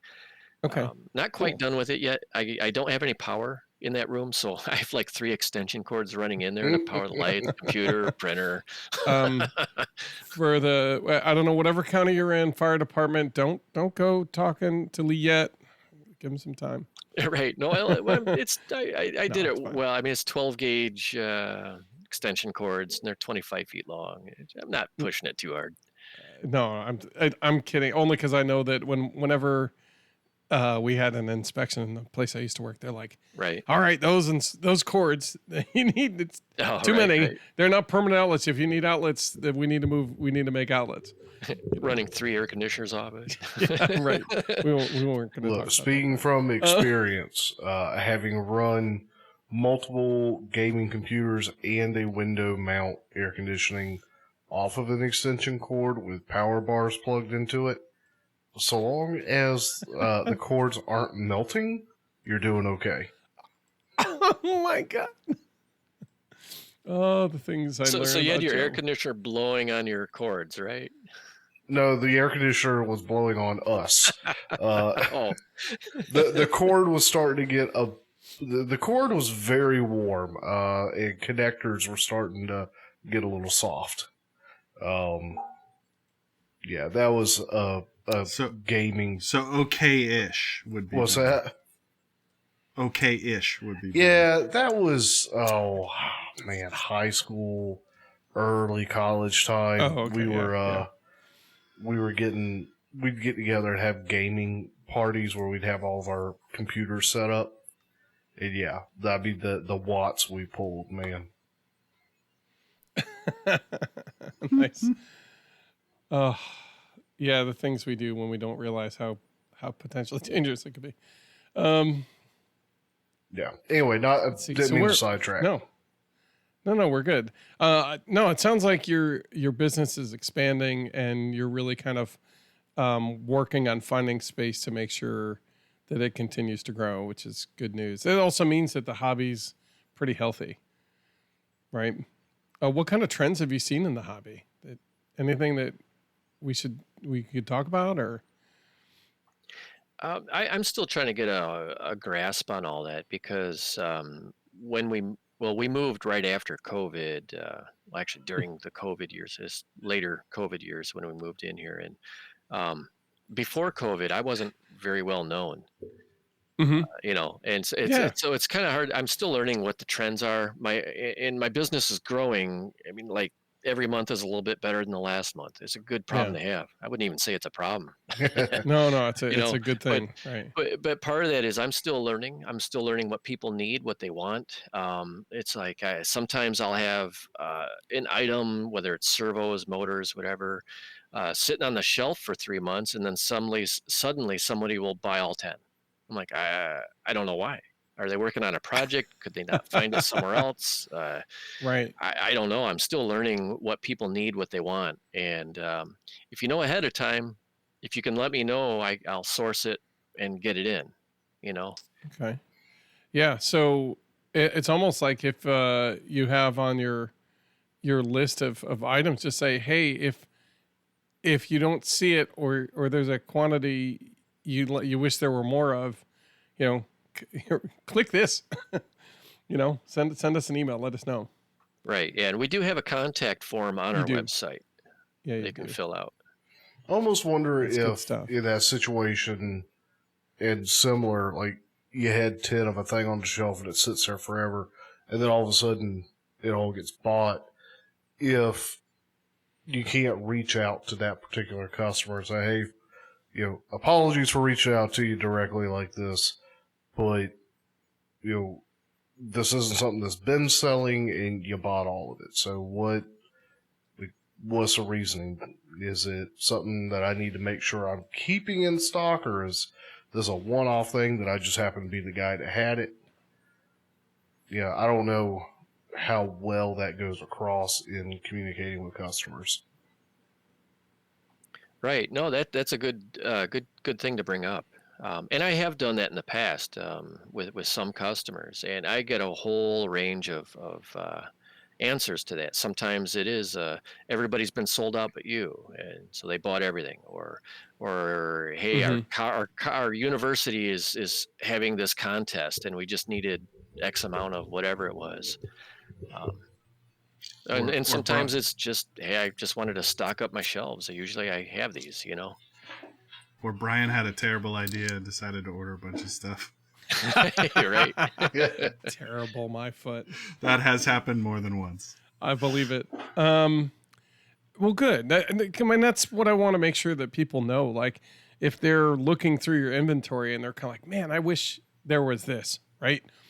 That they reach out to you, because you may be able to actually help them out, even though it's not on, in your inventory or whatever. But you know the people who know the people, if you don't know them directly, and could probably work out whatever it is that they need, for the most part, especially if it's some of your core materials. Right. Yeah. And sometimes, well, like if it's carbon fiber, I try and keep that in stock as much as possible. And usually I do have it in stock, unless I get an order for several hundred of something, which every now and then it happens and they'll buy me out. And but I do try and keep all the carbon fiber in stock as much as possible. For the foam, I'm currently out of stock on a few sizes. I've got the larger blocks here. I just haven't had time to actually cut them and stock the shelves. And I'm working on that. So I am catching up. And a lot of that had to do with finishing the workshop, so I have a place to put the foam once it's cut. Okay. Yeah. That is a pretty important need to have addressed before you get too deep into it. and you're like me, and you have a whole kitchen or a dining room filled with plane, and go, I need to move this. I don't even have a way. Or early on, I had foam stacked up in our dining room. Ask my wife. I mean, we had 3-4 stacks to the ceiling of various sizes of foam. That's how I got started. I mean, it's just, yeah. Nice. My wife thought I was crazy in the beginning. She said, "You're spending what on what?"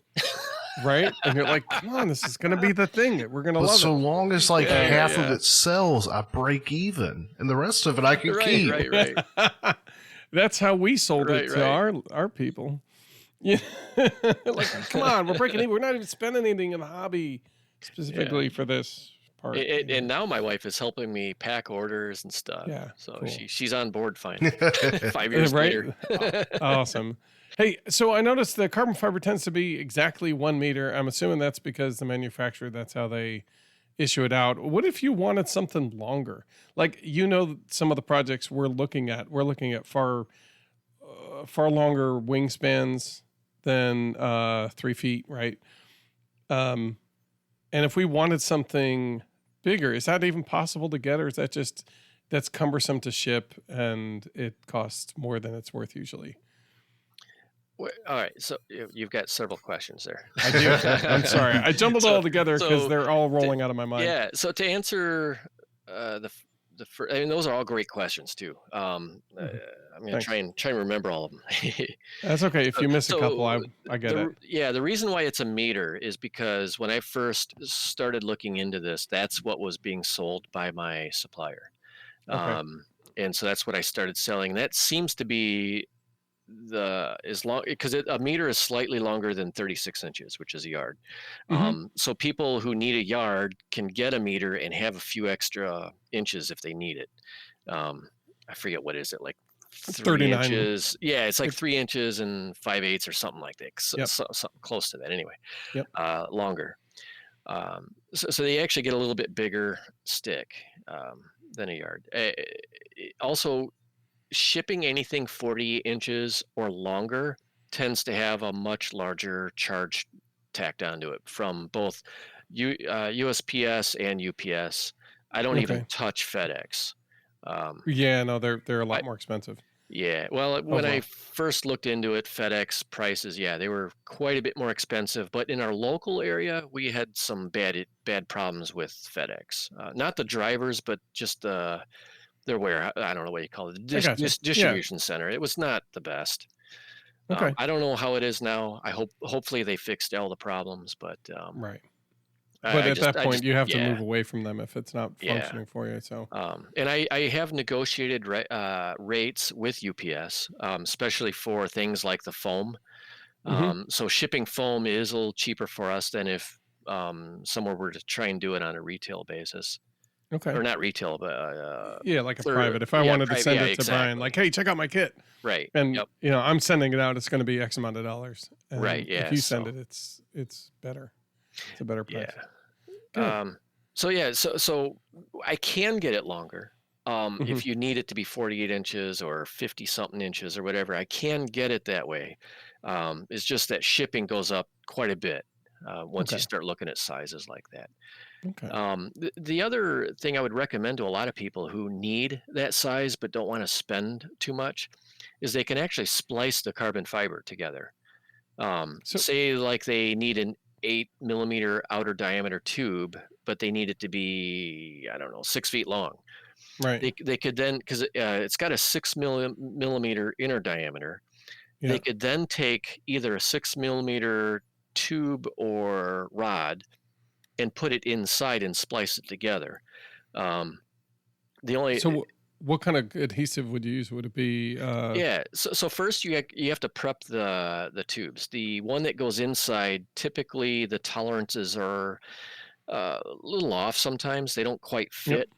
So what I've done is a little bit of sanding. I'll chuck it into a drill. It goes fastest that way. You want to wet sand, wear a respirator, do it outside. The dust is non-toxic, but your body cannot get rid of it easily. So you don't want to be breathing the dust. That's why I say wet sand, wear a mask. Do it outside. No, safety first, right? Yep, absolutely. Keep it non-airborne if you can. Yep. So if you're chucking it into a drill, check it often, test fit quite often, because I use like a 120 grit or a 180 grit sandpaper.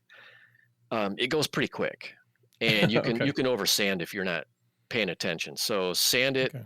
test it, takes a few minutes. Never force it. You can split the outside tube if you're forcing it in there. Are most of the carbon fiber tubes, are they pultrusions, or are they woven, or Yeah, no, good question. So a lot of my tubes are pultruded, which Okay. basically means all the fibers are running in a single direction, and they use like a resin an to a epoxy binder resin or to something? hold it Yeah. together, right? Is it I do epoxy or is it polyurethane, uh, or do you know? I don't know. I got to look it up. No, that's fine. I Yeah, just I figured if really you don't. knew, that'd be I pretty. forgot. No worries. I do sell some 3K tubes, 3K weave tubes. It's a twill, Okay. glossy. So I do have some sizes available, and with that one. I'm also expanding sizes. Okay. Um, Cool. but you also asked about adhesives. So I did. Yeah. a CA glue will work. Super glue. You want to rough up like if you're using the 3K weave, it's got a glossy. You want to scratch that up with wherever it's going to be glued. With again 120 or 180, 220 sandpaper. Okay. Another adhesive I've used a lot of is Gorilla Glue. It's got to be the white or the brown foaming. Do not use the clear because it does not foam. So what is the difference? Mhm. Is that the difference between the clear and the regular stuff? Is that the one doesn't foam as much as the other? Right, the clear does not foam, and I don't At know all? what Okay. I don't even know what it is. No I worries. don't know Yeah. what to use, but the brown and the white are a polyurethane glue. And when you're gluing the carbon fiber in, do not add water. You want it to foam as little as possible. That way, you're getting more bonding between the carbon fiber and the foam that it's going into. Okay. See that I would have put water on the darn thing and Yeah, a caused lot all of people sorts of make that issues. mistake. Yeah, and Yeah. so think about it though. When it's foaming up, you've It's got a pushing lot more everything air away. bubbles. Yeah. And you've got a lot less glue in Surface there contact. because it's being Yeah. pushed out. Yeah, and surface contact, exactly. Right. Huh. Thank you for But making me think about it, because yeah, well, I I used to probably do would have done the silly woodworking. thing. Yeah, Yeah. no, I did a lot of woodworking, and I used a lot of polyurethane glue because it's waterproof. And Mm-hmm. um, even there, you don't want to add. Sometimes you add a little bit of water if the wood's too dry, or you're doing it in December, or January in Michigan where it's dry air. But typically, you don't really want to add much moisture to kick it off. No, that's good. Good to know. And I even think about it, like, because I'm like, how are you going to get so far out and still maintain the structural integrity? Because, with carbon fiber, it's the continuity of the fiber that tends to do most of the work. But then I also work with structures, and concrete rebar does all the work, but you can't order a 400-foot piece of rebar, right? Like you need, 40-foot sections or however long you can get, or whatever fits on a trailer. So you have to splice it by lapping. And I was wondering if you were going to recommend, like, if, do you basically lash it with wire and UCA glue, or, things like that? I'm sure that works too, but yeah, I didn't even think, using a polyurethane or an epoxy glue with an inner tube or an outer tube, right? Right. Yeah. That sleeves in just nice, and you can And basically some create one piece effectively. Yeah, some people have used the carbon fiber as like push rod material too. Mm-hmm. You can put a clevis at the end of one of those, and Right, or even just and a wire that you've bent, yeah, but you right. can lash it and use CA, and it'll, as I understand, it holds tight. Yep. Nice, good. Yeah, all the uses for carbon fiber. There's a lot of them actually. Yeah, and if you want, go back, and if you're planning on building Depron, and honestly, just for even other ones where you realize that the strength is not going to be there, using the sign material and the appropriate carbon fiber inset into the holes in your what is that, the plastic sign material. If you use and you set it up like where it's like a wide flange section or W I-beam. So you put the carbon fiber in the top and the bottom of the stress points. That'll actually create a far stronger structure by doing that. to help support your foam wing piece. So that's another way you can use that, and you use it. If you go back to the Depron episode, it's one of our earlier episodes, but he describes the process pretty well, and you can use that in almost any foam build. Yeah, one of my favorite methods of reinforcement is with the 1/2 mil thick, the 5 mil by 1/2 mil thick strips, and just take a razor blade and just cut a slot into a foamy of some kind, whether it's a pre-manufactured one or a Flitetest style foam board or whatever. Mm-hmm. You just cut a slot and put a little glue on it and press it in. It's cheap and simple, and it works fantastically well. Nice. Good. I'm sorry, I just distracted myself right as we finished talking about it. Darn it. Okay. So it sounds like we're pretty much. You want to talk about any of the projects you've been working with? I mean, I know we talked about the largest rubber RC airplane and largest free flight. I guess no, they're both rubber powered, right? The one from Josh Finn and Think Flight is doing his, which you're supporting through providing carbon fiber, right? Well, I have provided carbon fiber to Think Flight, but I don't know if he's using it in this project. He doesn't tell me all the projects he's using my materials in. That's fair enough. So, but have you thought about getting like strips of carbon fiber that people can do fiberglassing stuff or whatever with? I am looking into that. I've been asked in the past for the tow material, which is basically the thread, the threaded carbon fiber on a spool without any resin or epoxy. Right. I have looked into that in the past, and it was really hard to get a hold of. And this was around COVID again. And the reasoning I was told was when I did find it, it was super expensive, and it was really hard to get a hold of because of the aerospace industry was using a significant amount of it for building. So, but I've also looked into the possibilities of carrying the fabric and also plates. And in the past, again, there's been the sources I've looked at. There's not been enough there to make a profit, a net profit. So it just wasn't. There just wasn't enough there to get into it. No, it's interesting. I just appreciate that you've been looking and continuing to be like, yeah, that might be a way to go. Because I feel like that's like hey, we can only do 3 meters, but you can buy a roll of this stuff and some epoxy from your local store, and you'd be surprised what you can do with this. Right. Yeah. And I will look into it again. Every now and then I start investigating it, but I've just been swamped with other work. I haven't had time. That's good. That's a good thing, though. Yeah, it's a good problem to have. Nice. What other projects are you working on? Do you supply? I know Flitetest has your logo up. Do you end up supplying? They use a lot of carbon fiber. I noticed when they're putting together, like, we'll just mount motors to it, and they just slam a carbon fiber piece in there, cramp on a motor mount, and they're like, oh, it'll be fine. Everybody can do this. And I'm like, not everybody has a ton of carbon fiber laying around. They can just cramp a motor onto. But okay, kind of look at that going like, okay, well, that's interesting though. It's pretty cool to see what you can do with that. Do you end up supplying them? Do they reach out to you to get that carbon fiber stuff, or do they, I know you work with them sometimes. Well, no, actually I have not worked with Flitetest at all on any of their projects.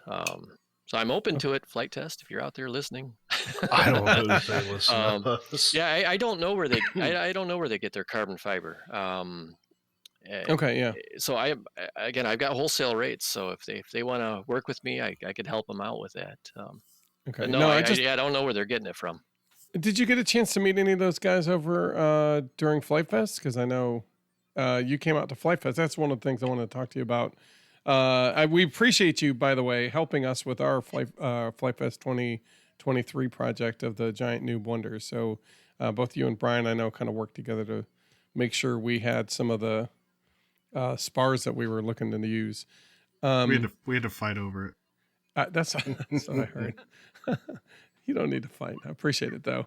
So what was your Flitetest experience, if you don't mind kind of summing it up pretty quick?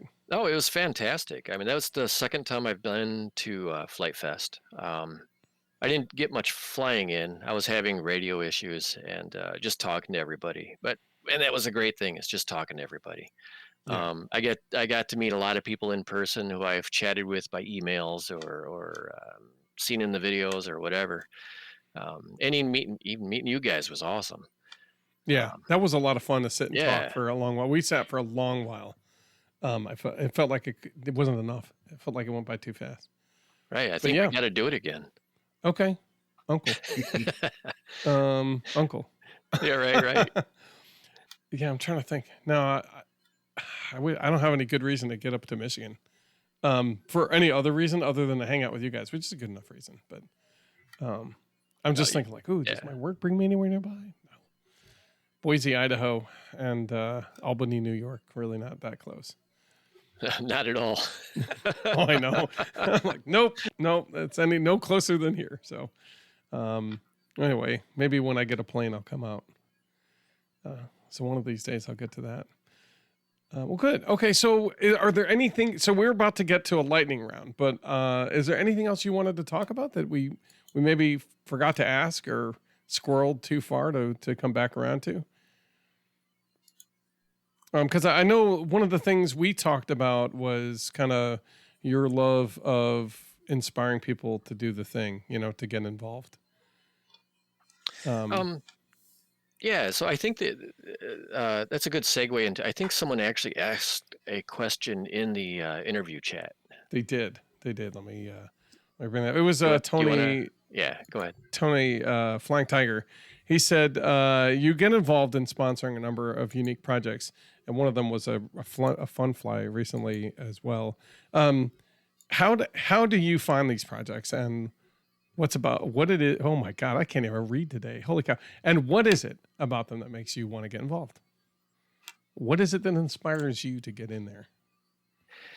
Yeah, so there's a number of reasons why I get involved in a project. From a business standpoint, it's the return on investment. I'm always looking for a way of advertising, and just seeing what I can do to increase business. But the other part of that is education. I like to help with educational projects, and sometimes there's no return on investment at all in that. I've helped college students who are in aeronautical degrees. They'll contact me and say, "Hey, I need this wing made or this or that." And sometimes I've in the past I've cut wings at a discount for these kids. I shouldn't even say kids. I apologize. Young adults. Young adults, yeah, right? Young adults. I am older. I apologize. That's fine. Sometimes it's just a matter of, am I interested? I mean, is it something I'm passionate about? And do I have the time? Yeah. This spring, I thought I was going to have a lot of time. It actually kind of goes back a little earlier. Like when I contacted Ben Harbor, and this is when he got done with his C-47, and I said, "Hey, how cool would it be to build a quarter scale Waco glider that you tow behind that C-47?" And he's like, "I don't know. How about an A-26?" I said, "What's an A-26?" Yeah. Tell me about it. Yeah. I actually did know what an A-26 was. It's getting sidetracked here. We had a pilot at the Yankee Air Museum here in Ypsilanti gave an hour-long talk about his A-26 at the end of World War II and going into the Korean War, and I got to listen in on him talking about it. That was actually a cool talk. Oh, nice. So I actually did know what an A-26 was. Cool. But what do you think? I mean, what did he provide you that you're able to use for because you used your foam cutter to make the bulk of the foam? So I told Ben what my machine is capable of, and then he had to engineer how to cut the foam in sections. I couldn't even tell you how many sections there were. If I had to guess, There's got to be over 50 sections I've cut. Yeah. Probably more than that. Probably more. There than was that. a lot. I bet you I bet you were closer to 70 something sections, and even the wing was in multiple sections and multiple sections of multiple sections. Jeez. Yeah, it was crazy. Like Well, one when you wing. look at, Yeah, go ahead. I've been looking at like Burt Rutan kit models, right, for different kinds of full scale planes. And when you look at those wings, and they're using giant foam, 6-inch plus by 20-foot blocks or 10-foot blocks or whatever size they're using, and you can tell like they're cutting 5-foot sections mostly. That's how they tell you to do it because that's what most people can get a hold of. Right. Yeah. And that's not really uncommon to be honest. Yeah. So yeah. Ben would actually send me these files, and I would have to. A lot of times I had to work back. We had to go back and forth on how to plot it on the CNC, so that the left and right had the same number of points at which to start and stop on. Right. So that's funny because that's when you look at how they describe, when you look at the user manual or the build manual, all the sections for each inner and outer wing have a number of tick marks along the way. So that you can align the bow. The idea is and if you look at the Arnold, with the Arnold Air Company, he has a series of build models, and he shows you how he builds one of his racers. And you see him basically taking the bow with his friend, and they're cutting this, 7-foot section or whatever it is, and he's just kind of calling out, "Okay, next tick, next tick, next tick," and so his friend is just making sure that he's keeping up with the tick marks as they move the bow around, the hot wire exactly. bow. Yeah, and you have to do that. Yeah, that's exactly what the CNC is doing too. Mm-hmm. But using that method, you can do a blended wing. Like you can have a NACA 0012 at the root, and then 2412 at the tip, and Right. it'll be blended throughout the whole thing as long as they both have the same number of points. Okay, so that's the key piece. Right. Yeah. And the great thing about CNCs is that, you can scale it up or down as big as or small as you need. It's just basically a CNC is go here, do that. So you can have an 8-foot wire that's cutting an 8-foot wing. Right. As long as you can handle the technical parameters of the tension, of cutting without bowing, and the heat, and But that's other stuff. But yeah, it's possible. Yeah. In fact, I'm actually getting a new hot wire as soon as this workshop is done. I'm probably going to build my next hot wire CNC. Nice. Look at you. You're becoming a CNC expert, it sounds like. Yeah, right. Well, I learn as I go, Nice. Well, you should pat yourself on the back for the work you and Ben did that you did specifically in cutting that out, because I know Joe and I got a chance to really take a pretty good look at what turned up, and it's impressive. It looks really good. Oh, thank you. A lot of the credit goes to Ben. Really, I just cut it. No, maybe, really. but you made sure the cutting turned out. He designed right. it well, mostly. Don't ask about the hand. There's a few parts that we couldn't cut on the CNC. I had to hand cut them, and they were ugly. I don't hand cut well. Yeah. That's its own art. Ben did a lot of the work. He engineering, designing, building. This is mostly him. Yeah, no, I know that there's a lot to it, but I'm just saying, don't forget to pat yourself on the back for the work you did, because it was good. Good stuff. Oh, thank you. Well, cool. Thank you. And if you haven't already, go to his YouTube channel. He's got the taxiing, I think, is already up, and I know that the plane has flown. I'll just leave it at that. The flight video is up. Is the really flight good. video done?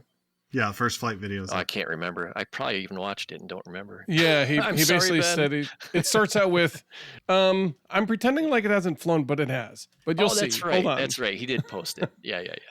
Yeah, it's good stuff. We'll post a link to that in the show notes.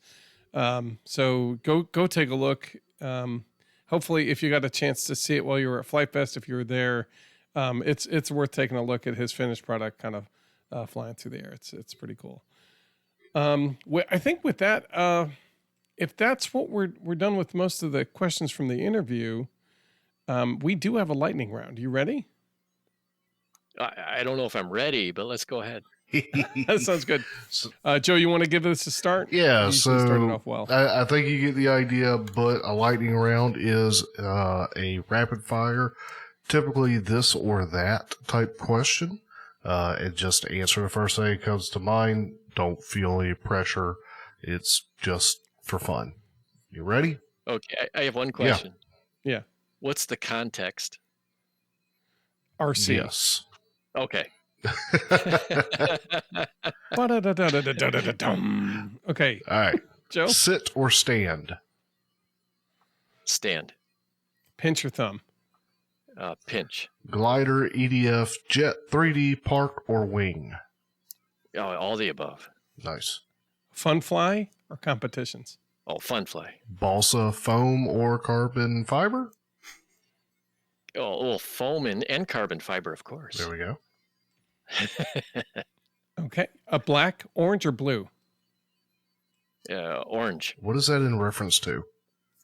I have no That's- idea. That's our podcast colors. Oh, Oh, I'm sitting here looking at the sea duck in the background of Brian. Yeah. EPP or EPO?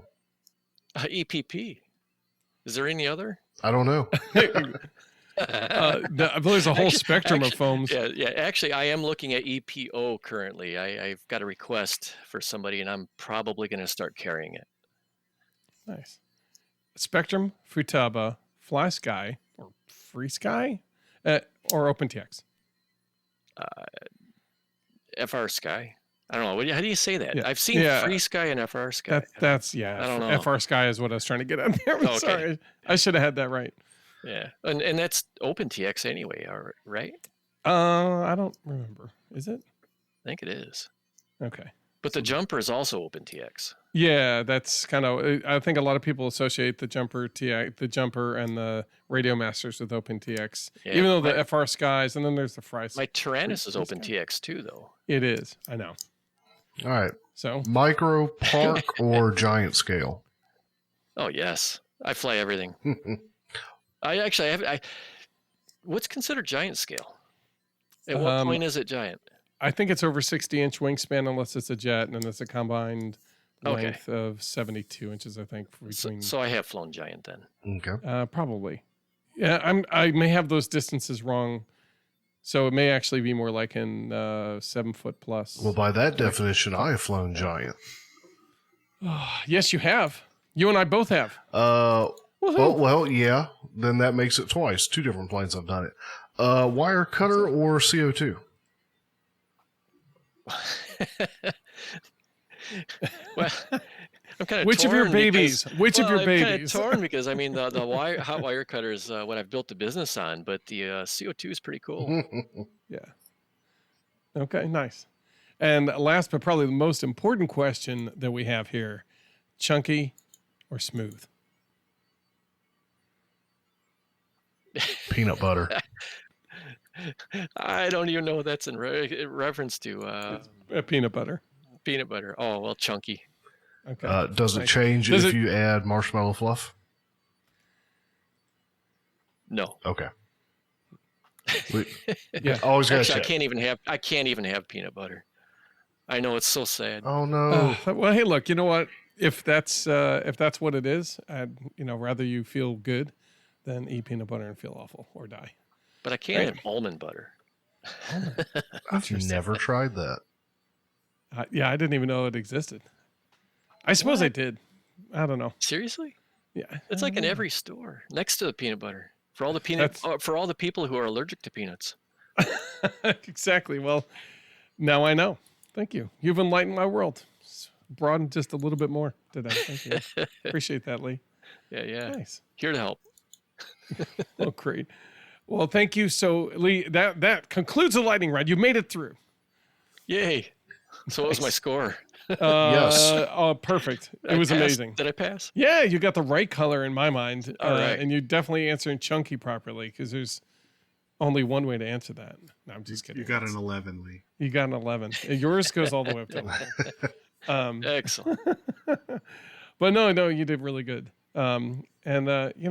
Is there anything else? We're about to close it out. Is there anything else we'd like to cover, you want to say, or any thanks you want to reach out to? Well, thanks. Thank you to everybody who's helped me out along the way. I couldn't be here without you guys, Brian, all of the people at our club, all my customers. I mean, without you guys, I wouldn't be where I'm at today, So huge thank you to everybody.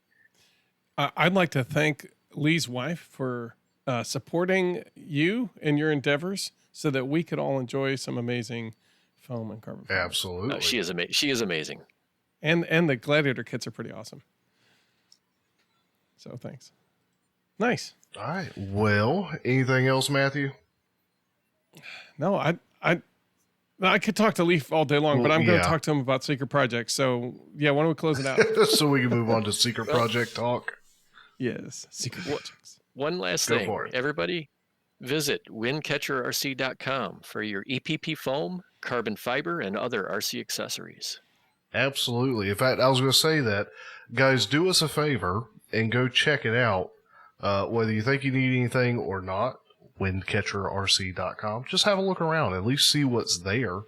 And if you don't feel like trying to search for it, something I hadn't really bounced this off Matt, but we talked about it in the past. I think I'll go ahead and put together a Friends of the Podcast kind of page on our website. I'll try to have that up before this goes out.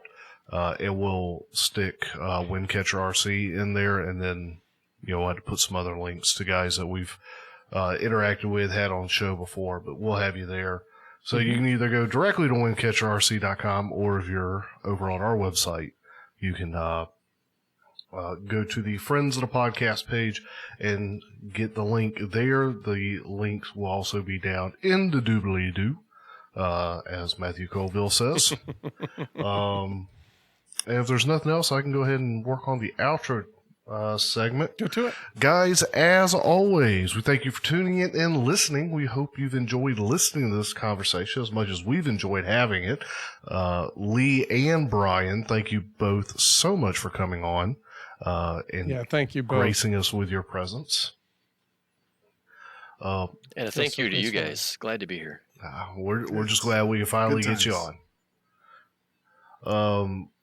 Feel free to reach out to us. Aviationrcnoob at gmail.com will come to both Matthew and I. You can reach me at Joe at aviationrcnoob.com, or you can reach Matthew at aviationrcnoob.com. Find us on Facebook. We got a page for that. You can also join our Discord server. Link will also be down in the doobly-doo. We've had a couple new people show up in the last week. Welcome.